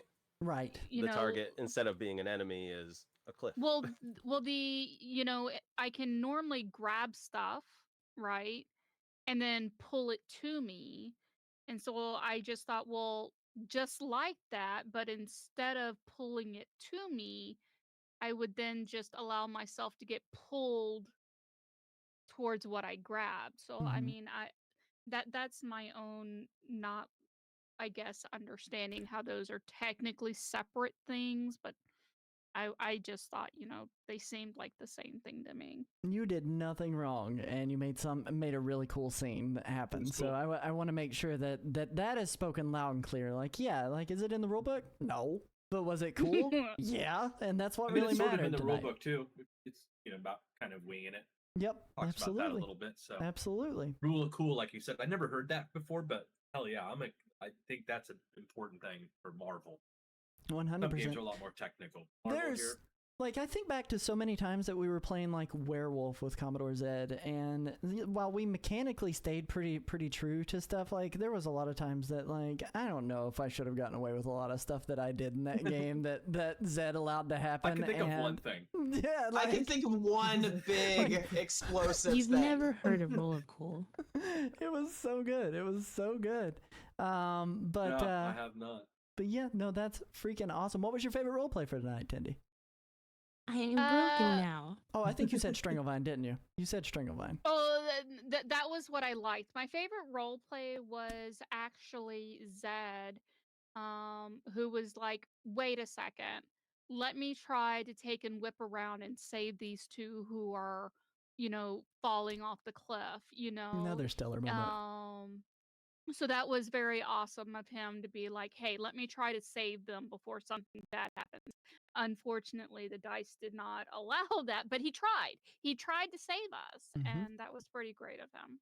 There's been like a really huge like character arc for Recluse Crippler in a lot of ways, where like he's become this team player over the past 7 sessions, whereas he was like more standoffish early on. And I think you're more willing to go, okay, I'm gonna go out of my way to help these people that are fighting alongside of me, and I like that character arc. I don't know if that's true, because in the very first night when Volkgeist dropped the heavy thing, and I thought they was dropping on us, I jumped up immediately to You did. to grab it.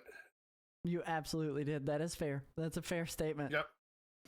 I always took that as save my own skin in some ways, where it's like, oh, if it's dropping on me, I need to get this out of the way. And so, but I don't think there's anything wrong with that perception either. Yeah, exactly. I jumped toward the danger, not away from it. Speaking of, what was your like, what was your dislike, and favorite role play for the evening? I'm gonna go with my dislike first. Okay. I failed rolls tonight, and there were no consequences for my failed rolls. That's fair. That's a fair statement. You did take damage on failed rolls. I took 10 damage. Which, in the car, 10 damage to your vehicle is 10% of your health. You can only do that so many times, and you were still in car combat at the time. You know? I can see that, though. I guess. Like, when I failed to jump over I failed to jump. That's I should have gone in the lava. I should have had to sacrifice my cars, because we didn't really use the cars again after that, except to, Fast and Furious, the Skrulls. I'm not saying it was bad. I'm just saying that's the one thing I didn't like is I failed, and there was no consequence for failure. But it's comic. but it's comic book style. So Yeah. I'm gonna say, do your tires stick out beyond the front of your vehicle? They made contact with the wall. It's slammed in, hinge style. Maybe give Recluse take 10 damage from the Take 10 impact. more personal damage right now Or- before we go into the Devil Dinosaur. Now that you're asking, I'm kidding. I'm kidding. Never do that. That'd be awful. Your organs got shaken up, man. I could see that though. Like I don't mind, taking more damage for failures or something, having it be a little more punishing. Just so I guess. there's Heavier But consequences. we're playing the Just system so like there's it is supposed to stakes. be. Yeah. just so Absolutely. there's stakes. Yep, Absolutely. stakes. And it's a minor criticism. It's not a big, Yeah. he did I something didn't wrong. really think about it until you mentioned it, but yeah. That's a fair point. That is absolutely That's a cool. fair point. What I like tonight is that you were willing to let us just, just totally BM your NPCs. Mm-hmm. I mean, just bullying them. I mean, advice. Instead of telling us they were scrolls, don't tell us they're scrolls. If we don't know about scrolls, don't tell us they're scrolls. That's fair. Describe them as That's what I was wondering, green. too. Describe them as green-skinned aliens who can change shape. Yeah, they We'll look know like it. We'll Green get it. Goblin for some reason. That's They fair. look like exactly. We might not have Yeah. we might not have picked up that they were scrolls if you described them instead of just telling us they were scrolls. It Just might telling also us- let me know that we don't know what scrolls are Don't- or something. Too, Again, I'm sort not of really familiar. subtly. Don't they have from the pictures I've seen the same color scheme as Green Goblin? Yeah, they're green with Thanos style wrinkle face in Yeah. a lot of ways. Yeah, so Feel like that's they just- wear that- magenta and stuff. Mm-hmm. Mm-hmm. That's just some advice that maybe because if you don't know, you don't know. You just hit us, so you don't tell us what it is. You kind of describe it. It's And fair if we statement. pick it, and if we go, are they scrolls? You go, you don't know that. You've never heard of scrolls. And then we'll be like, oh, we're informed and we can manage our expectations. That is a much better way to do that. I actually like that. Thank you. Thank you. It's That's kind of what I did with Devil Dinosaur, is I didn't tell you who he was until I told you Yeah, who you he did. was. You totally Yeah, told us that's who true. it was. Hmm. You totally figured you it out. totally told us who it was. It was Project DD01. DD01. How are you supposed to know what that acronym means? Yeah. I Said thought it I like didn't actually immediately. put it together until Zed said it. His He just said size a does devil not dinosaur, and I was match. like, oh shit. His size doesn't match the normal He's got a expectation. Well, the normal Yeah. expectation is he's got a power that increases his size. Maybe. Favorite roleplay for the evening, my friend. Favorite role play of the evening though was Stranglevine. Mm-hmm. It was I would agree with Stranglevine. that. I would agree with that too. I loved all of your all's Thank you. performance, man. Like Yeah. every single one of you brought something amazing to the table. Volgeist always kind of blows me away with the with the way that she tends to pick fights with Nick Fury constantly, and this has become the shtick, and I like that a lot. And Nick's just kind of like, I'm not responding to this. Like, you're an employee, not my boss. I don't need to tell you anything. It's on need to know I basis. just sent him a selfie from the Savage Lands. I He think should be responding. he should be. He should be, but he's like, you're fine. You'll be okay. You're there. Speaking of Volgeist, what'd you like? What did you dislike? And favorite roleplay for the evening as well. Oh man, it was a great session. I really loved the role play tonight, especially Stranglevine. Great job. I really enjoyed that. And Zed there at the end, Recluse, just grabbing onto Devil Dinosaur's tail. I thought he was about to start landing blows on kneecaps there. I was waiting for it. That was a great moment. Dislike, I think sometimes the combat turns can feel like they take a little long, but we've talked about that before, and we're hoping that'll just kind of get easier going forward since we're all still kind of new to this. Right. Favorite role play of the evening would probably have to go to Mr. Biscuits for even thinking that she could swallow Devil Dinosaur into that pocket dimension. I would love to course. see her try. I had to point out she couldn't. It's big. It's big. It's hard. Hey, Big don't doll. you go doubting Mr. shiny. Biscuits.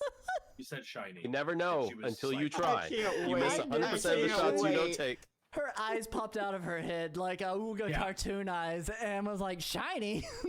It was freaking shiny? amazing. It was in my amazing. belly. Yes.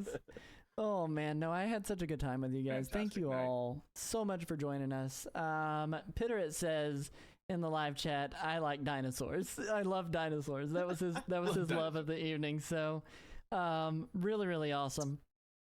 Speaking of dinosaurs, we need to come back around to Sakura for her moments of the evening. Yes. Oh my gosh, I almost forgot. Thank you. I was going in the circle. Yep. Sakura.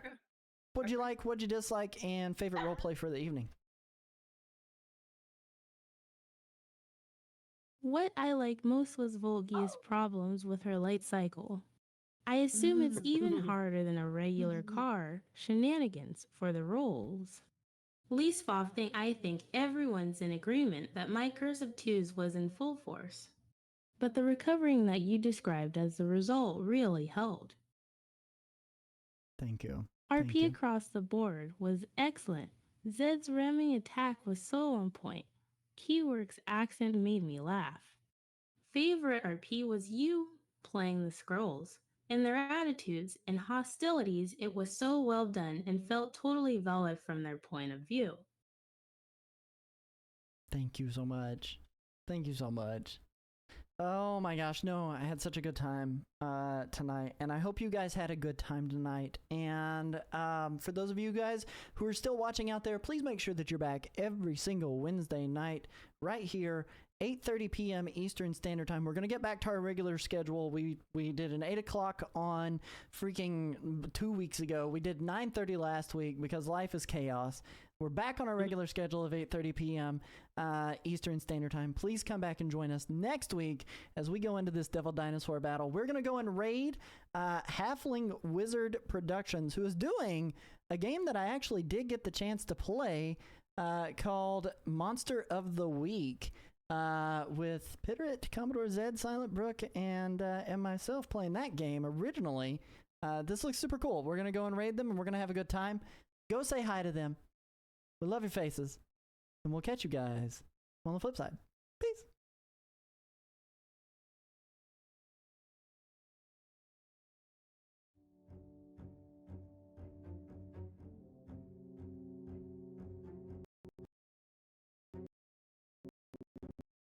A little bit, and then we're just at a dead spot, maybe like 3 feet from where we're supposed to be.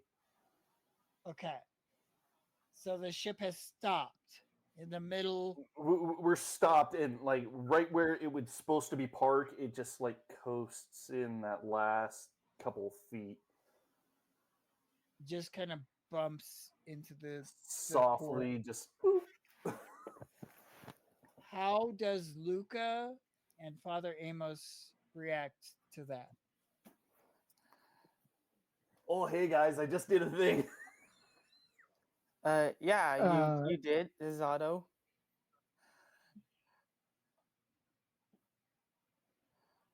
These things are great.